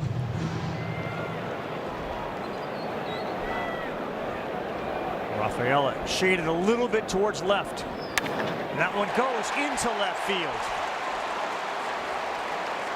Sinker they let travel deep, and now both Rice and Wells have gone the other way. Rice unintentionally. That one a hard hit single. Moves Rice into scoring position. And Volpe's expecting Alex Cora to come out right on cue. He does. It's all about the lanes here tonight with the lefties that Alex Cora has and who he wants the righties to face. And he's targeted Volpe to face the righties. He's bringing in Zach Kelly, giving up 3 homers to righties and a near 300 batting average. He'll face Volpe when we return in a 3-3 game. Next game, just a little over an hour from now, it'll be Mookie Betts, who's got 3 rings to his credit. Reds and Dodgers. Dodgers looking to close this thing out. Streams live on the all-new ESPN app. It'll be Boog Shambi, Doug Glanville, and Alden Gonzalez. 2 homers for Ohtani last night. Betts had a couple of hits. Freeman had a couple of hits, and Teoscar Hernandez went off. 3 hits, 4 RBI. So the righty, Zach Kelly, interesting. You kind of look at his numbers, a bit of a reverse split guy. The homers have come off the right-handed hitters. He hasn't given up 1 to a lefty. The batting average against righties significantly higher than it is against lefties, but he gets Anthony Volpe. There may be the reason that Alex Cora went to him. You see Volpe against righties, just a $195, but power. He went yard last night. Rice is at second, Wells at first. October Anthony, at least last year, October Anthony was very good. Well, that's what you're going to see from Kelly, is a lot of cutters, a lot of sweepers to right-handers. His 4-seamer is his 3rd best option.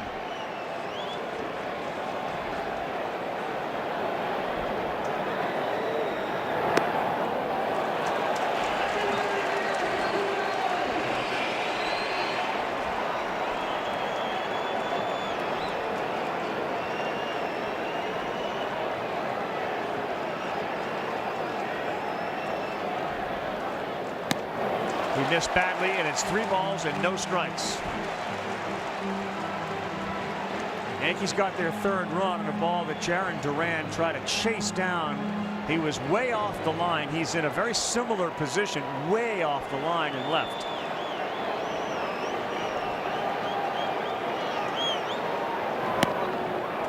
Three and 1. What with the cutter right there? 3-0. Volpe should be sitting cutter right here, 3-1.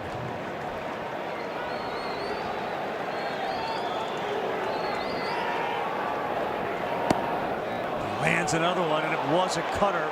Hit the letters.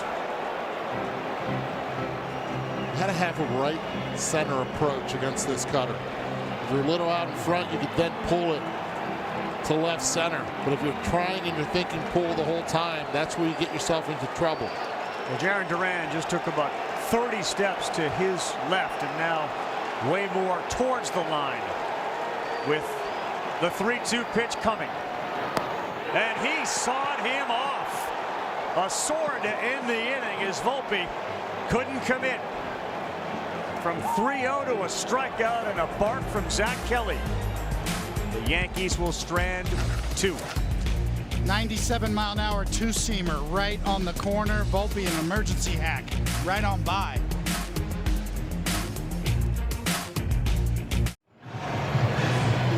ESPN Bet is the official sports book for sports fans. Right now, new customers get $100 in bonus bets when you bet $10. Sign up with the code HOMERUN to get started today.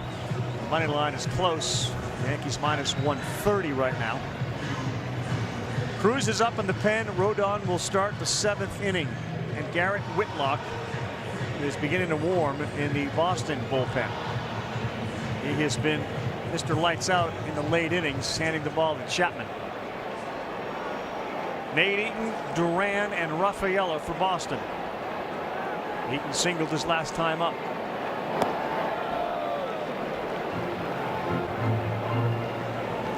Little bit of anxiety in the ballpark. Having had leads of 2-0 and 3-2. The Yankees now tied 3-3. They need a win to keep this series and season alive.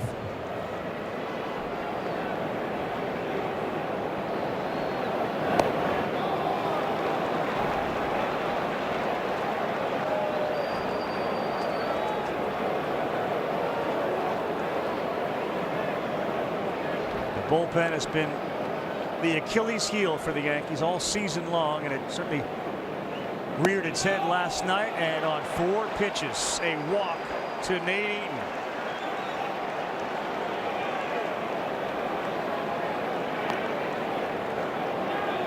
Left-handed hitting Duran is coming up.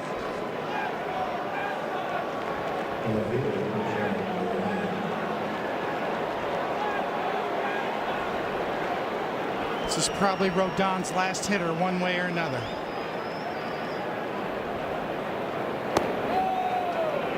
That one missed. The Red Sox are 1 for 6 with men on tonight. The Yankees have stranded 5 base runners.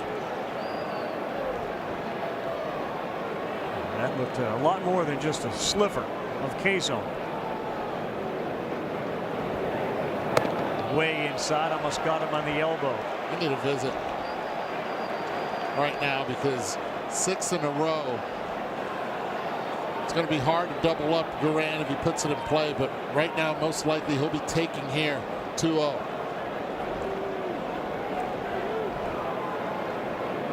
He's gone 2-0 to 4 the last 6, and that one goes all the way to the backstop.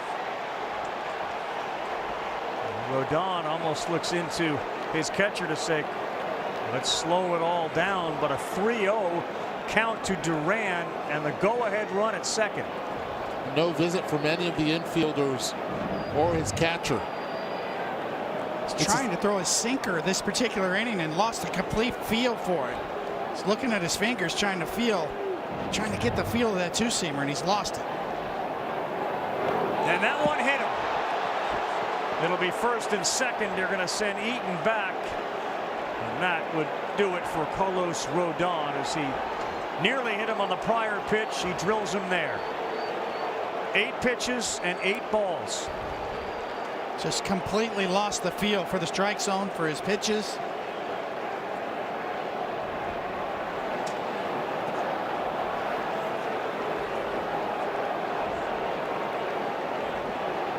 Eddie, what do you think the Red Sox are thinking with Rafaela coming up?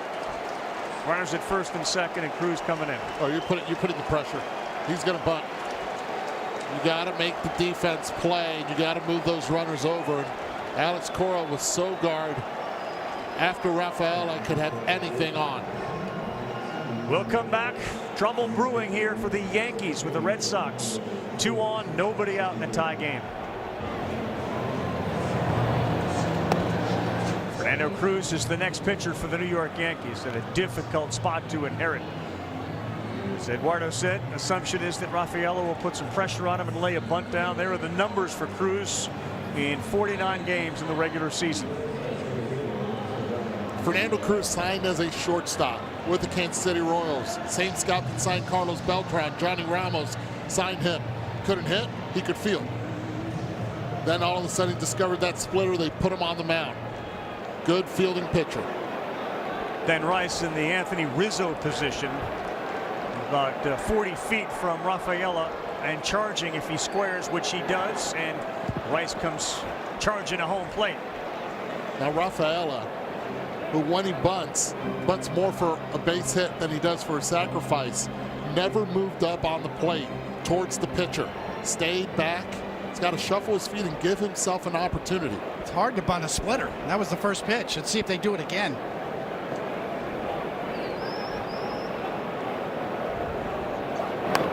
Popped it up right to the former shortstop, who looked like a former shortstop the way he reacted after that catch. And Rafaela, who has been a hero in this series with his ability to draw walks, cannot lay the bunt down. It's the movement on the pitch, another splitter.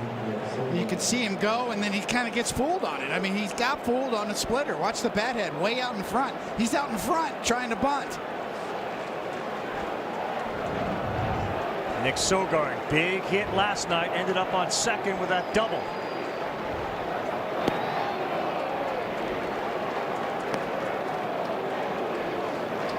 Masa Yoshida had that pinch hit single. He is in the on-deck circle. Ready to hit for Rob Refsnyder. Double play will get him out of the inning. Sogard sends one to left field, and Bellinger there to make the easy play, and Cruz comes in and gets 2 big outs.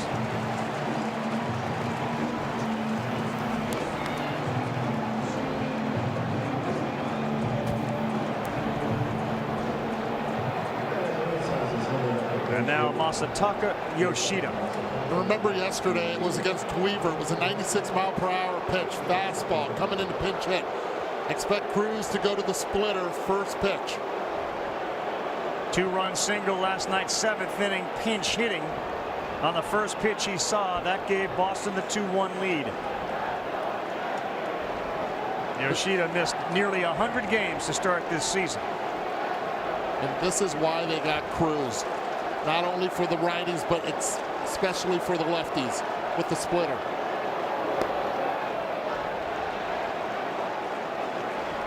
Cora said about Yoshida, it was about a month ago where he started to show up early for some extra hitting practice. It was then that Cora and the staff realized he feels good. He's healthy again.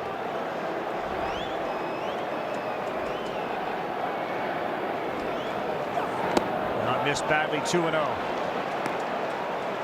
As mentioned, different pitcher, similar situation, different pitcher, and he jumped all over that fastball.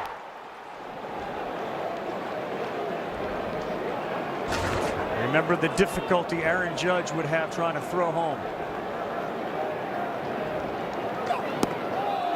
3 balls, no strikes. Trevor Story already with a homer on deck.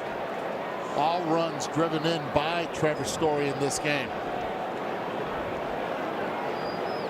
Turn him loose here? No.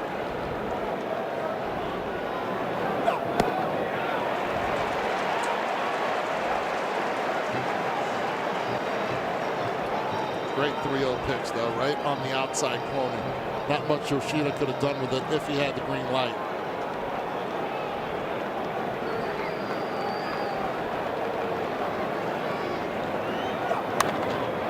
Back to 3-2.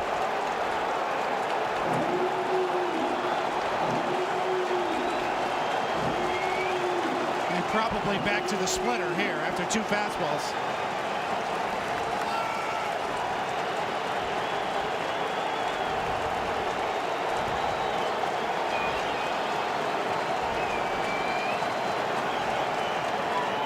Cruz delivers this one to Chisholm. Diving play. Up he throws. Safe. The ball gets away from Rice, but not far enough. And Eaton stays at third. Oof, a risk-reward play by Chisholm to make the throw.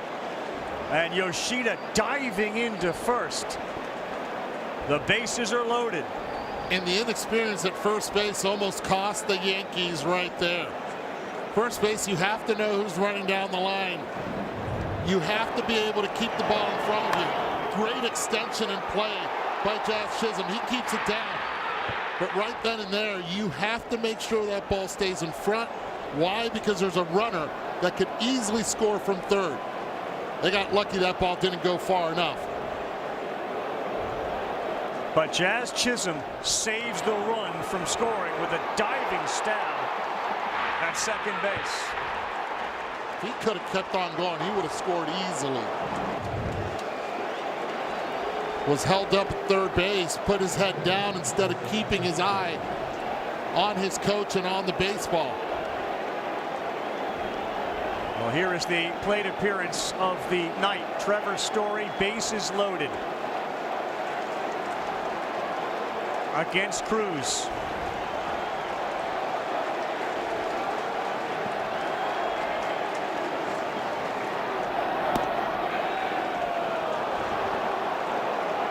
There was a time in his career where Story was as good a hitter as there was in the major leagues in his days as a Colorado Rocky. And a long-term deal to come to Boston to play in an environment like this. On a play, 1-1, a 95-mile-an-hour fastball.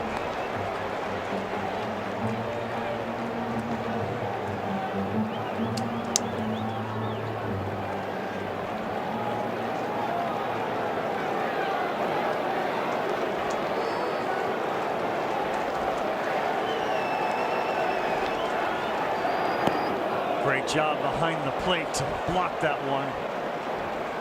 Wells. You can see Wells uses the glove, because that one's way out in front of home plate, and that's the toughest part for catchers. Do I go full block mode, or do I try to pick it? And Wells picks it. Eaton at third, Duran at second, Yoshida at first.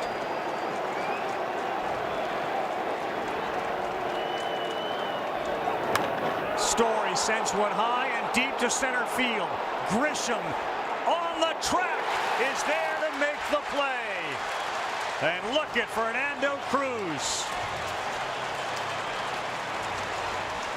He got Rafaela to pop it up to him to start the thing. And a 400-foot flyout with the bases loaded to end it. PR es otra cosa. Fernando Cruz giving his team a chance. The bottom of the seventh. Here we go. Jazz Chisholm saved a run by diving, and then he threw one to Rice. And the run likely should have scored. You watch the upper right, the first base coach, Jose Flores, at that point waving Eaton in from third. He doesn't go, and the frustration on Flores is evident. And then Trevor Story hit one to the deepest part of this big ballpark. For a second, he was wondering, did I get enough? And Grisham on the track. It's 408 feet to dead center. Rodon hoping it stays. It did. And nobody had a better reaction than Fernando Cruz. What this game means to him and what that moment meant to him, hard to put into words. You can hear him saying, let's go. I'll tell you this, though. He's done. He's done. What a job. And what a play by Chisholm up the middle. So the Red Sox bring in one of their top two relievers. This is Garrett Whitlock. And if the Yankees are to score, they're going to have to do it against a guy who was as effective as anybody, especially at home. A 1.27 ERA in 31 games. Now on the road in 31 games, the ERA was over 3.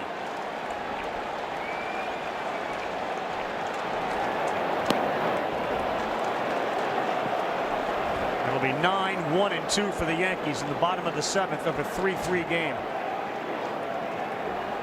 A sinker, slider, changeup. 3-pitch pitcher.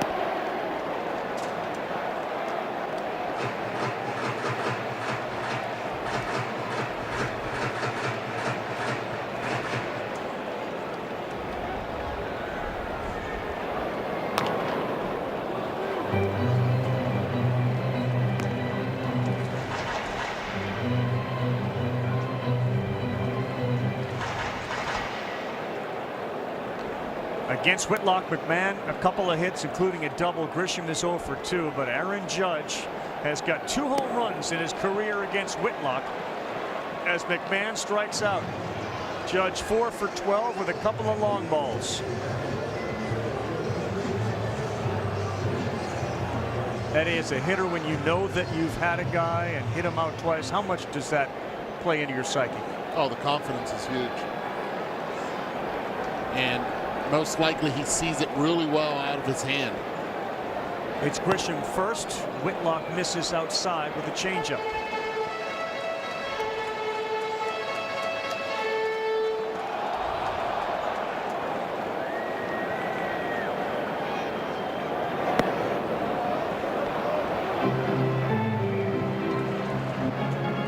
That ability that he's had all year when he does fall behind Whitlock 1-0 to be able to throw the changeup for a strike has been the equalizer.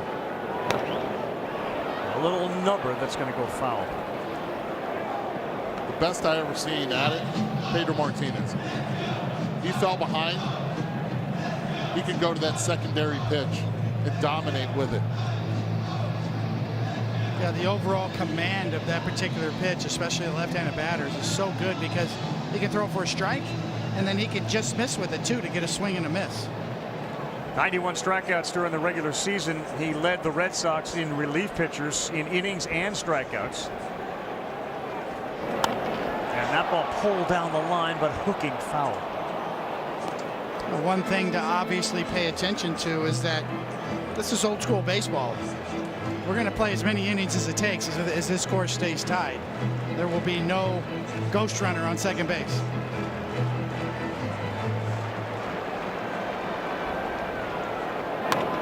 This one is pulled. It's going to be fair.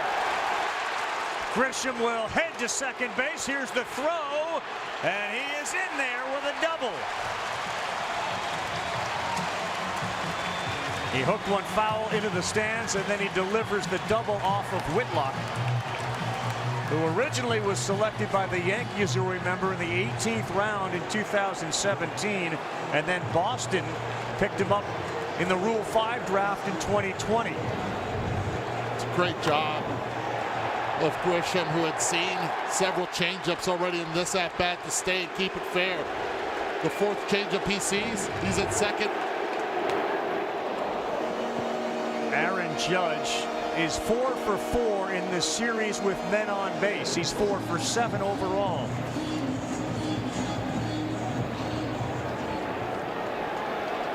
Two hits tonight. First base open. They've challenged Judge all season long.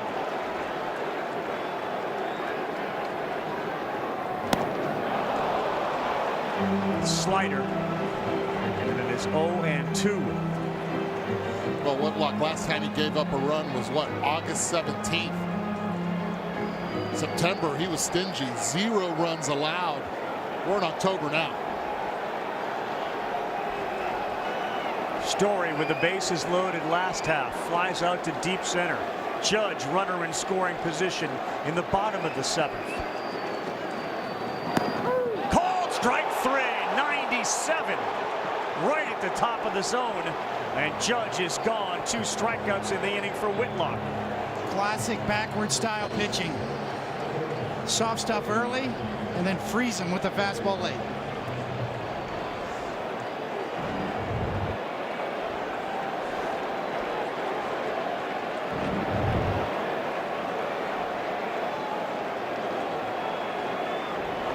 Bellinger asked for time, and now he's back in.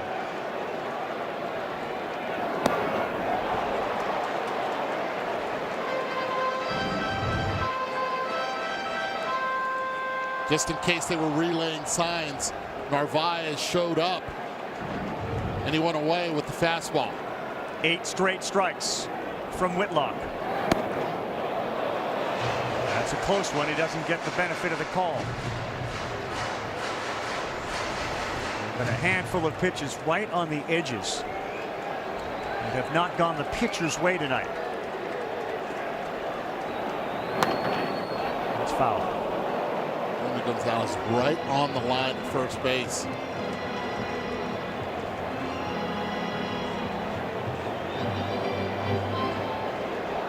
Whitlock has stranded each of the last 11 inherited runners. This one is on base because he gave up the double to Grisham. On a 1-2. Bellinger sky high. Eaton is under it. He'll make the play, and Whitlock, after giving up the double, got Aaron Judge looking, and then he gets Bellinger to fly out. We get that fastball, freezing him for strike 3. Then you go after the other MVP to get him out. Whitlock, still perfect through a month and a half. A reminder, Saturday we move to the Division Series round. Our friends at Fox and FS1 got the ALDS. Winner of this one goes to Toronto. Tigers and Guardians play game 3 tomorrow and then go to Seattle. TBS has the NLDS. Reds Dodgers winner against the Phillies. The Brewers will host the winner of the Padres and Cubs. Devin Williams on to face Alex Bregman. We start the 8th. Williams has been like most of the bullpen arms, at times great and at times not so great. They need him to be great in this one. And that, of course, was what made him famous in Milwaukee. That changeup lands for a strike. Strikeout rate is better than ever. Fastball command and the walk rate has been spotty at times.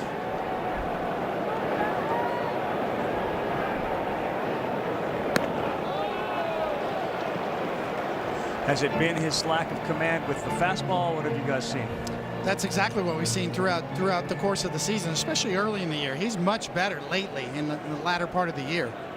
But it really does come down to fastball command, a 1-2 punch. Back-to-back fastballs missed, and now a dangerous count against a good hitter, Bregman, 3-1. Nathaniel Lowe is on deck for Boston.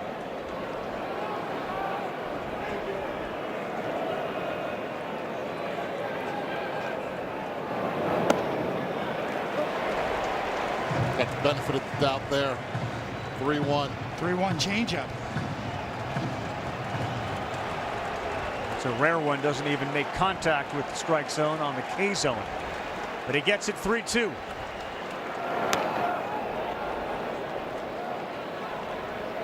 Eduardo, would you as a hitter think to yourself, I gotta sit change up here because he hasn't been able to land the fastball?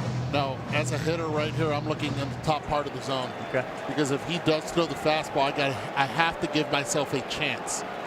And I can spit on the changeup down.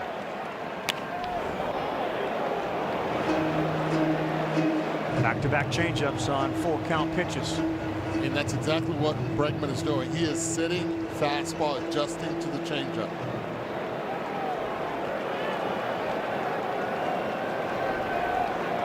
Eighth pitch of this at bat to the leadoff hitter in the top of the eighth. Another changeup, and that one is down. Bellinger makes a nice stab at it to keep Bregman at first. For the third consecutive inning, the Red Sox have got the leadoff man aboard. Another changeup. Really good hitting by Bregman. He finally keeps one fair. He'd been yanking them foul, and Bellinger on this side. I mean, it looks like nothing, but getting there and getting that hop. If that gets by Bellinger right there, that is trouble.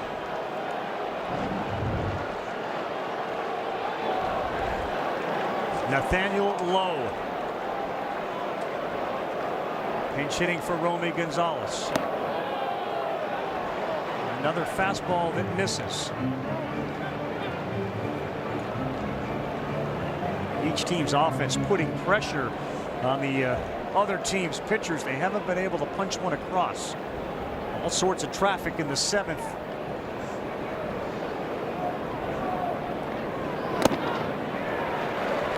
There is a strike on a fastball at 95 to Lowe.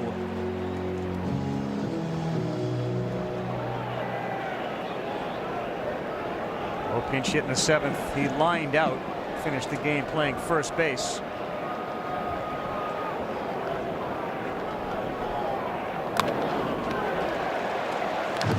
Now he seems to have found the fastball.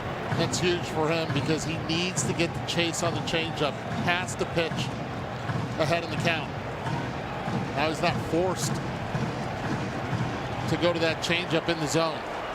34 regular season games with the Red Sox, 2 homers, a .280 batting average for Lowe.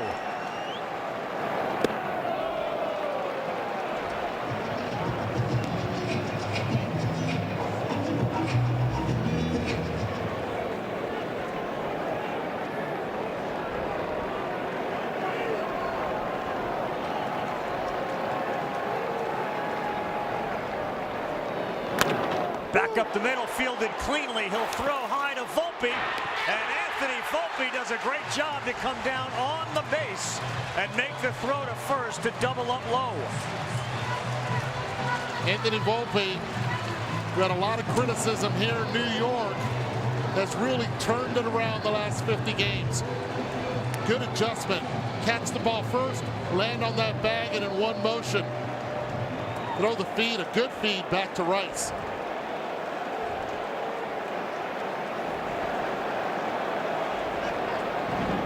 Next up, Carlos Narvaez, 2 down in the 8th.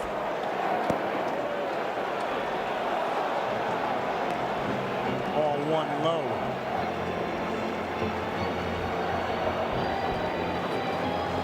Another one who's got some Yankees in his blood, Narvaez, traded by New York to Boston.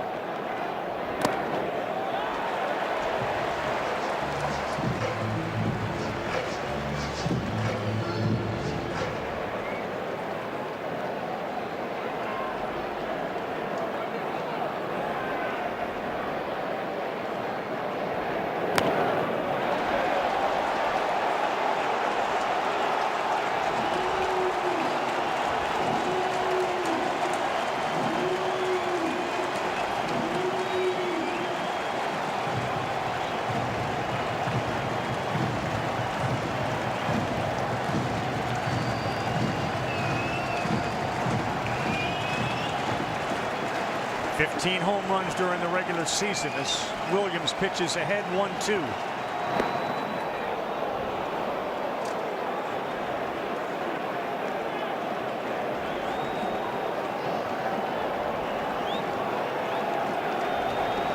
Yet to get a swing and miss on that changeup.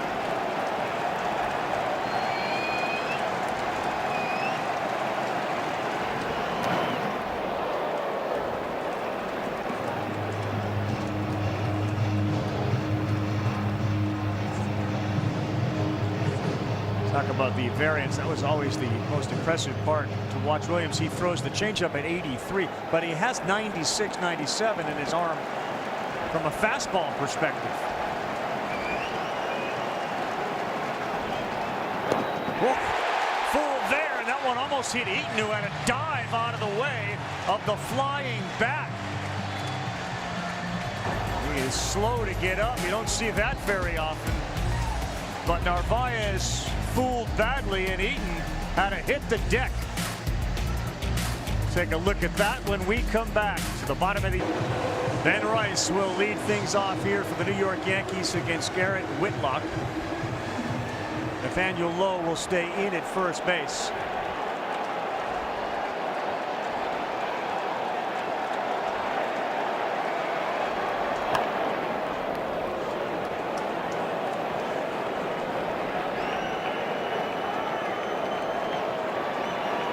Rice a homer, and then a line out to right. You take a look at the StatCast powered by Google Cloud, and then a sub 50-mile-an-hour single went the other way to third on a broken bat.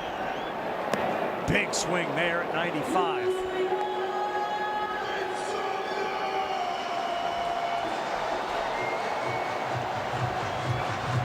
Rice, Giancarlo Stanton, Jazz Chisholm. All Yankee farmhands right now on the mound, behind the plate, and with the bat.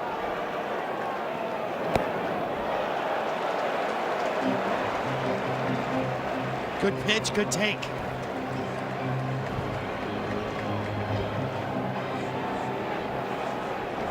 Eaton stays in right field. That bat that was lost actually did get him. Take a look, and this is dangerous. Watch the bottom left of your screen. The bat, it alters direction and sends Eaton to the ground. He's been flexing his arm out there in right field. Another good take on a slider from Rice. After that happened, Carl, he got back to the dugout. Alex Cora pointed to an athletic trainer to check him out, but Eaton just ran out to the outfield.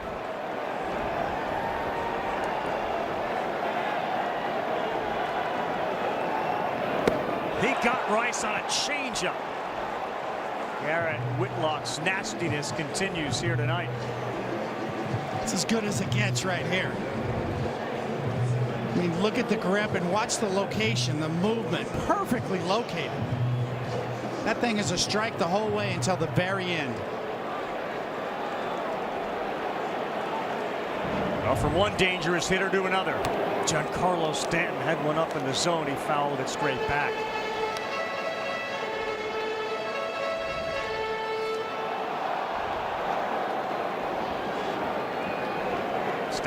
Stanton hitless so far in the series. Awkward swing on a slider. Last night, Chapman threw 24 pitches to be able to get 4 outs. On the ground, and it's Story. Stanton 0 for 4 tonight. And Alex Cora, who's in that dugout right now, writing whatever he can, thinking, okay, we score, it's Chapman in the bottom of the 9th. Whitlock has locked it down so far for an inning and 2/3. Whitlock featuring 3 above average pitches with command.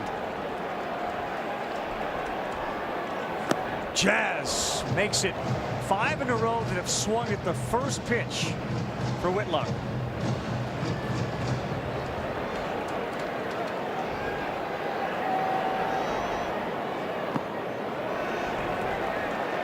Game 3, if there is one tomorrow night, all the chips being pushed to the center of the table by Cora.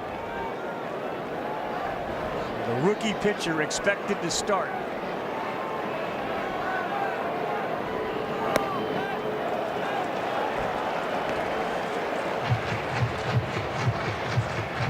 There he is, only early.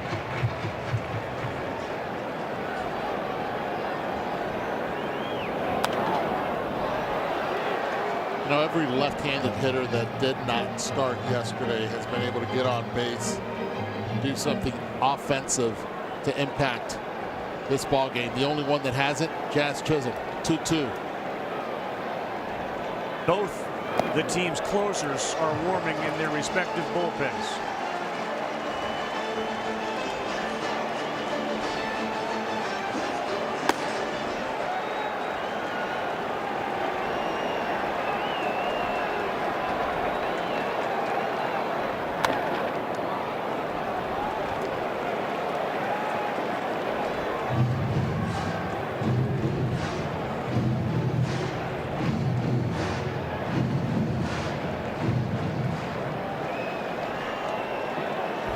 Whitlock, for his career, had been a starter, trying to stay healthy. They moved him to the bullpen, and he issues the walk to Chisholm.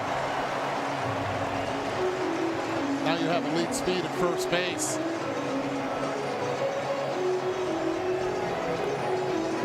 Jazz Chisholm.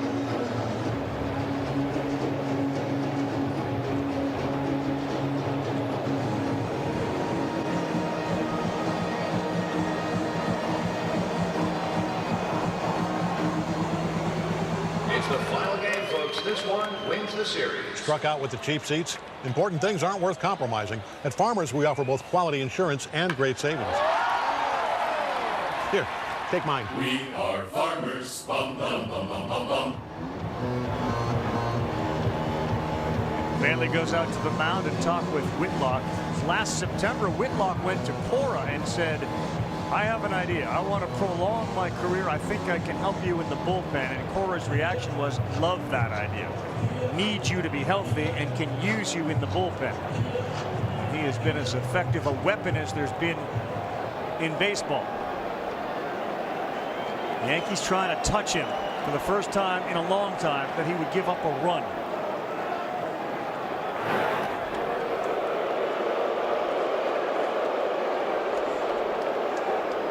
The Yankees have done their damage tonight. Both their rallies started with 2 outs, and all 4 series runs have come with 2 outs.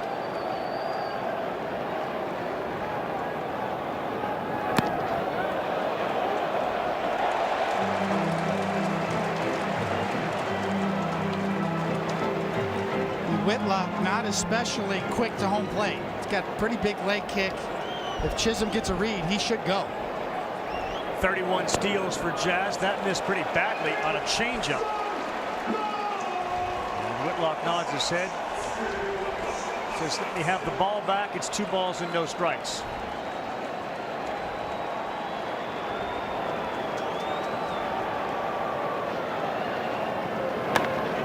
All over it, but foul. Yeah, sinker in. Look, the reality is you got Volpe on deck. Whitlock doesn't have to give in. Can play the matchup. You prefer to get Wells to chase.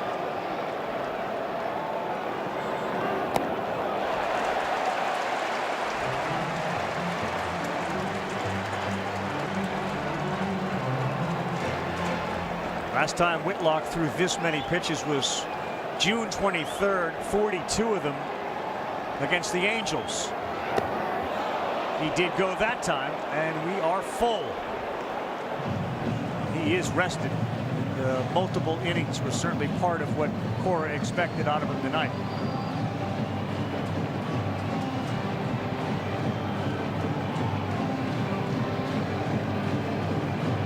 Surprised the outfield hasn't taken a few steps back with 2 outs, 3-2 right here, especially with Chisholm on the go.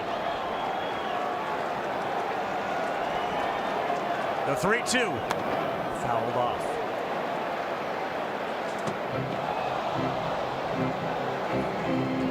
Went with a 95-mile-an-hour sinker. in. Do you set him up for a changeup away? I would. Seventh pitch of the at-bat coming to Austin Wells. And he lines one into right field. Fair ball. Chisholm to third. He's being waved. Eaton coming home. Here's the throw. He's safe. And the Yankees have a lead on Austin Wells' single. And the speed of Chisholm.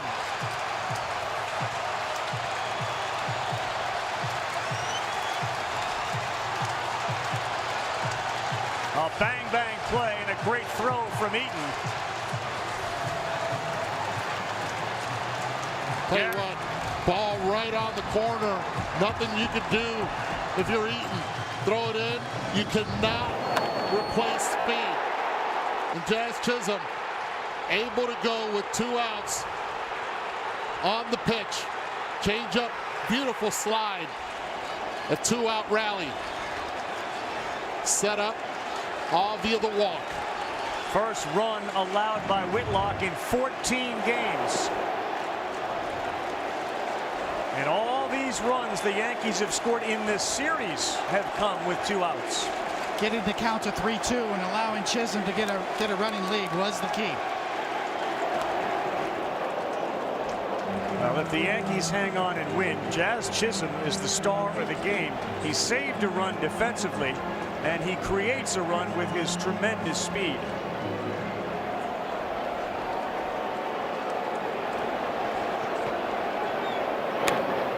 On a liner, it's by a diving Story.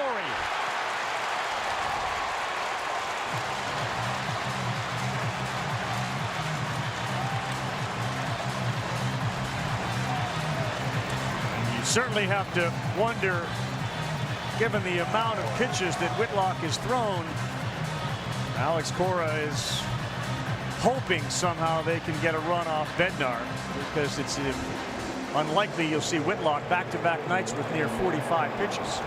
I'm wondering right now, if do you actually take Whitlock out? Yeah. And I don't care that there are right-handed hitters on the bench. You have the lead, your best defensive players at the plate, and you are not going to pinch hit for McMahon.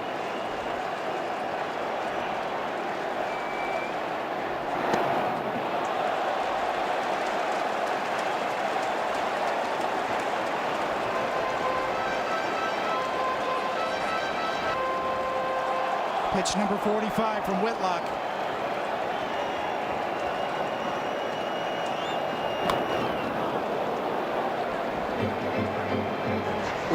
We talk about the impact of Jazz Chisholm and how he changes the dynamic of this lineup. We saw it with the defense, and now appreciate the base running.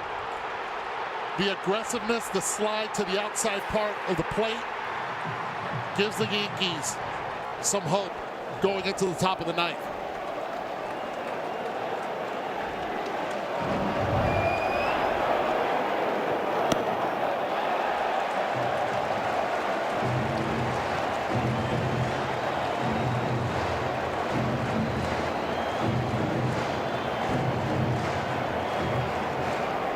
You have to think this is the last hitter that he will face, regardless of the outcome.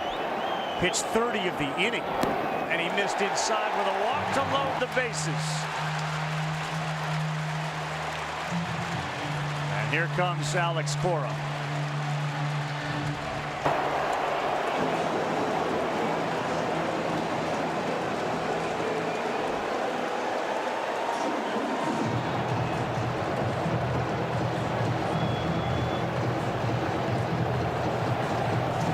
He has been locked down, as Eduardo has talked about, through the entire month of September and back into August. But the Yankees, their patience at the plate, they're forcing the pitch count up.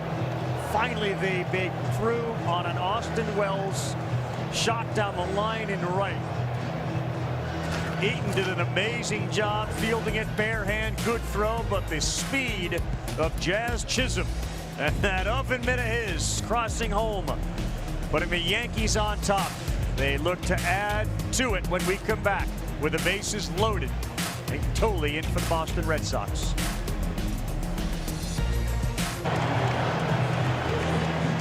Alex Cora, of course, went to his bullpen in the third tonight, and he is just about exhausted every arm. And Aroldis Chapman had warmed up and got hot 2 times. It's still a 1-run game, but they are loaded right now for Trent Grisham. And the first pitch is called a ball.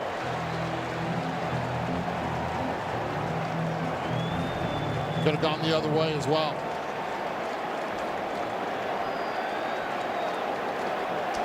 Frustration on the Red Sox side as Grisham swings big and misses. Red Sox had been 8 for their last 8 in the postseason when they had a chance in a clinching game to end it.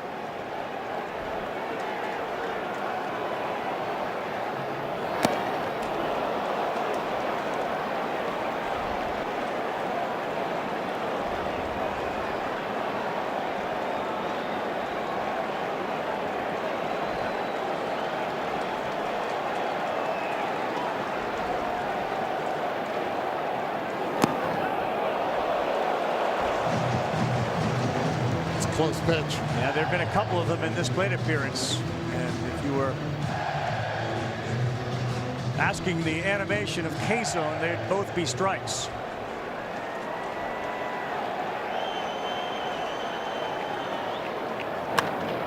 Two, and this one is out of play.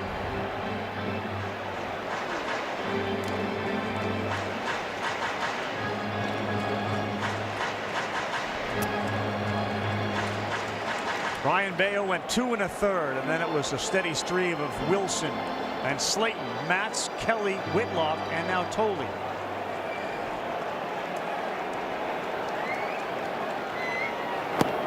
Full count, 3-2.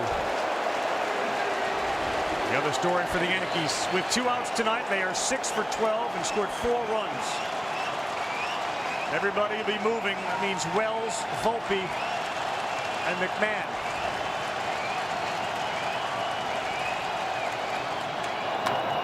And a high chopper to second base, Sogard. And Tolley will get his job done, but the Yankees use the speed of Chisholm and the RBI from Wells to go to the 9th, leading by 1. It's Bednar time.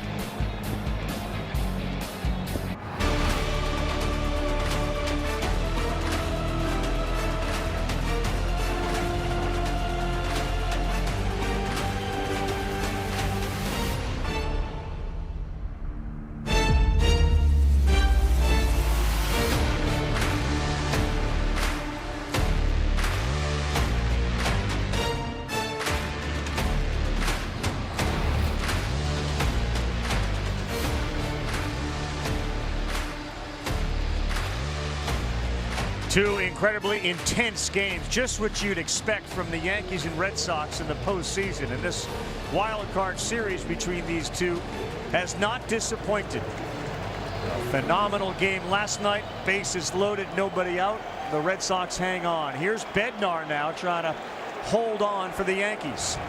Wilyer Abreu will pinch hit. The Yankees 32-1 when leading entering the 9th, facing postseason elimination. Bednar's first pitch misses. The loss was in Game 7 of the 0-1 World Series. Paul Goldschmidt playing first base now.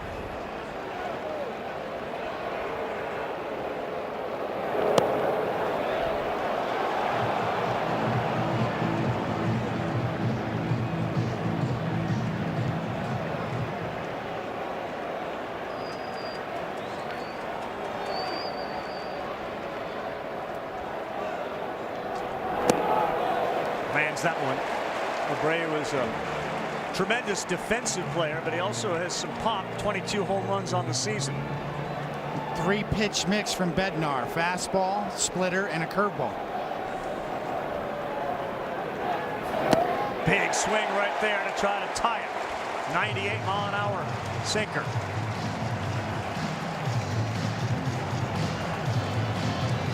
He uses his curveball to get strikes when he needs it, and the splitter to finish off lefties when he's trying to strike them out. The bullpen has been a good story tonight. 2 innings, just 2 hits, and no runs. count goes full. If he does reward to get on base, most likely it will be Hamilton running for Abreu.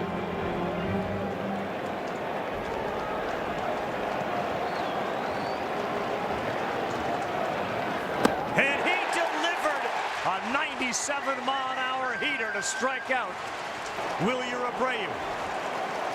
He stayed away. He made sure that he elevated that 97 miles per hour pitch.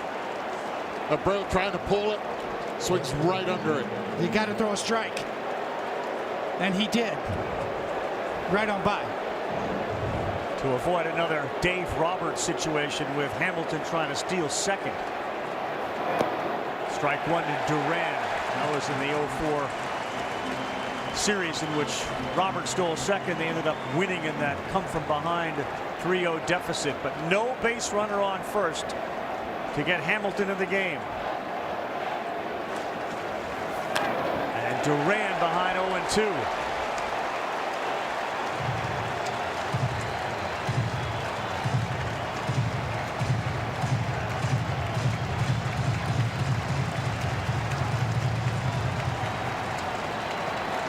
Aaron Boone stuck with Carlos Rodon after going out to the mound. He gave him 6 innings, allowed 3 earned runs.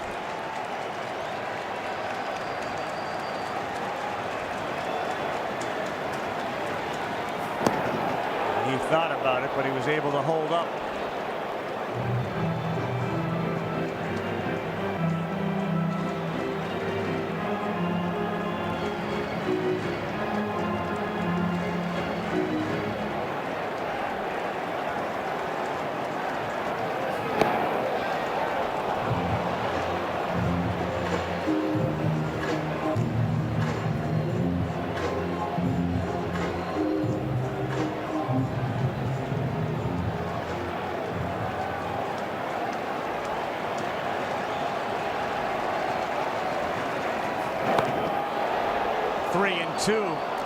A really good take from Duran and a curveball. From 0-2 to 3-2. He's never hit a home run in this ballpark.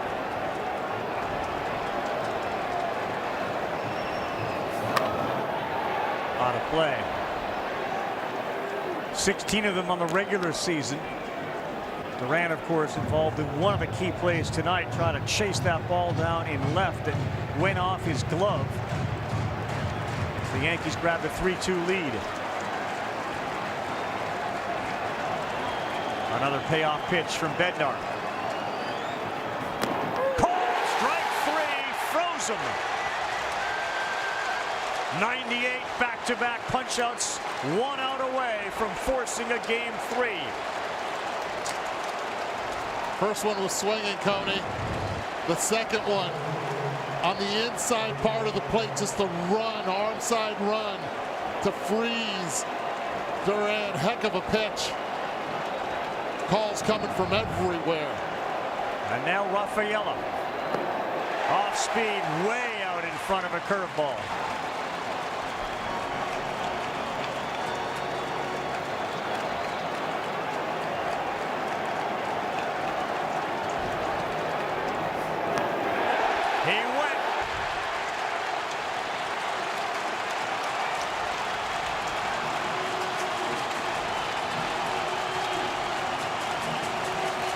Guys that didn't play last night, Rice and Chisholm, had a monumental impact on this one.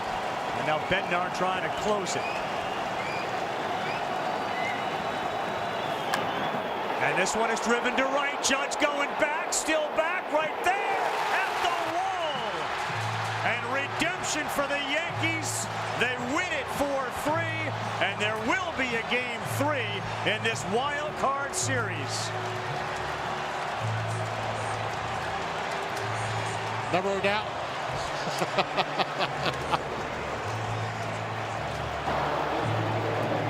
What a difference a night makes. A little bit of a hold your breath moment there, but for sure.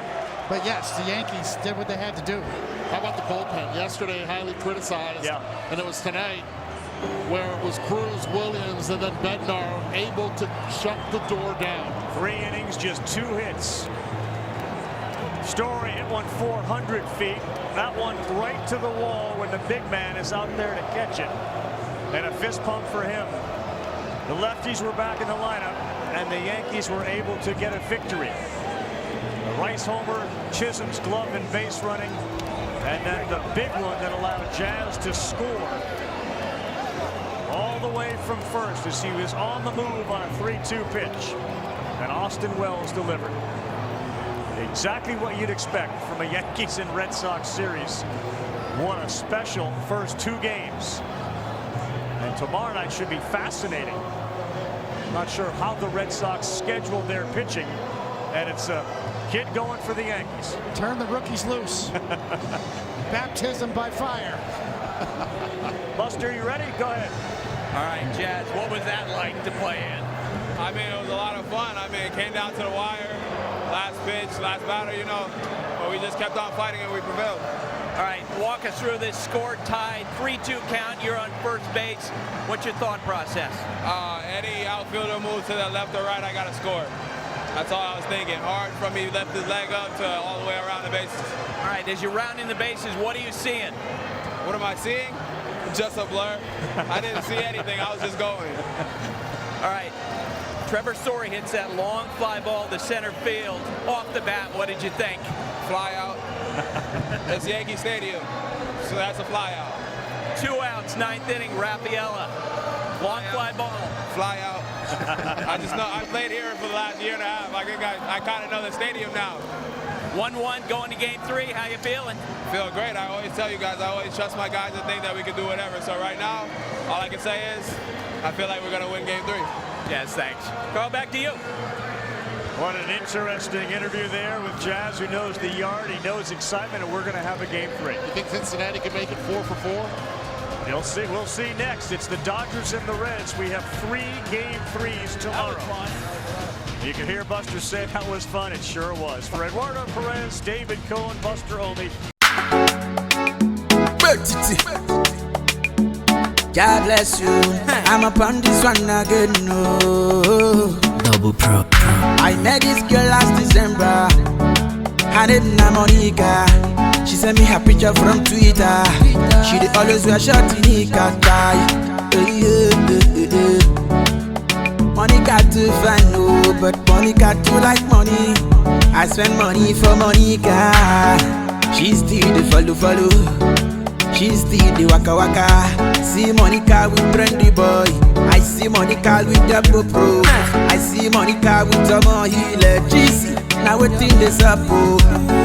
God forbid Monica. Monica no be wife for material. Too much money for Monica. I buy many things for Monica. Yeah. School fees for your brother. Christmas clothes for your sister. Plenty wrapper for your mother. I buy your father Okada tie. She still the waka. She still the follow. God forbid Monica. Monica no be wife material. If you get money, Monica go stay with you. If you not go get money, Monica fit stay with you. Monica, follow. If you get big things, she swallow. If you don't get, borrow. Monica don't take for Monica fit shame you. If you today no be the same you, why can't they love the same you? Monica when I see for Facebook, Monica go far away. Monica dey with that day, but me I go away. When tell me I like it, just you can't spend money. Monica want come party. If you no go concert, Monica no be Dundee, she like Dundees. Come to my place, she go run, come. I swear she go run, come. She see me take out money, she go shake bum. She go shake bum. She dey pepper for mat like say I lick dum. I say I lick dum. She do like skin that she know they use condom. I swear she know they use condom. Monica, oh, Monica go kill the best, yo. Too much money for Monica.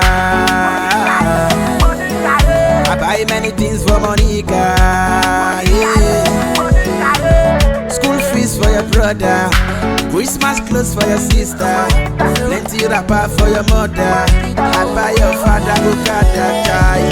She still the waka waka, she still the follow. God forbid Monica no be wife material.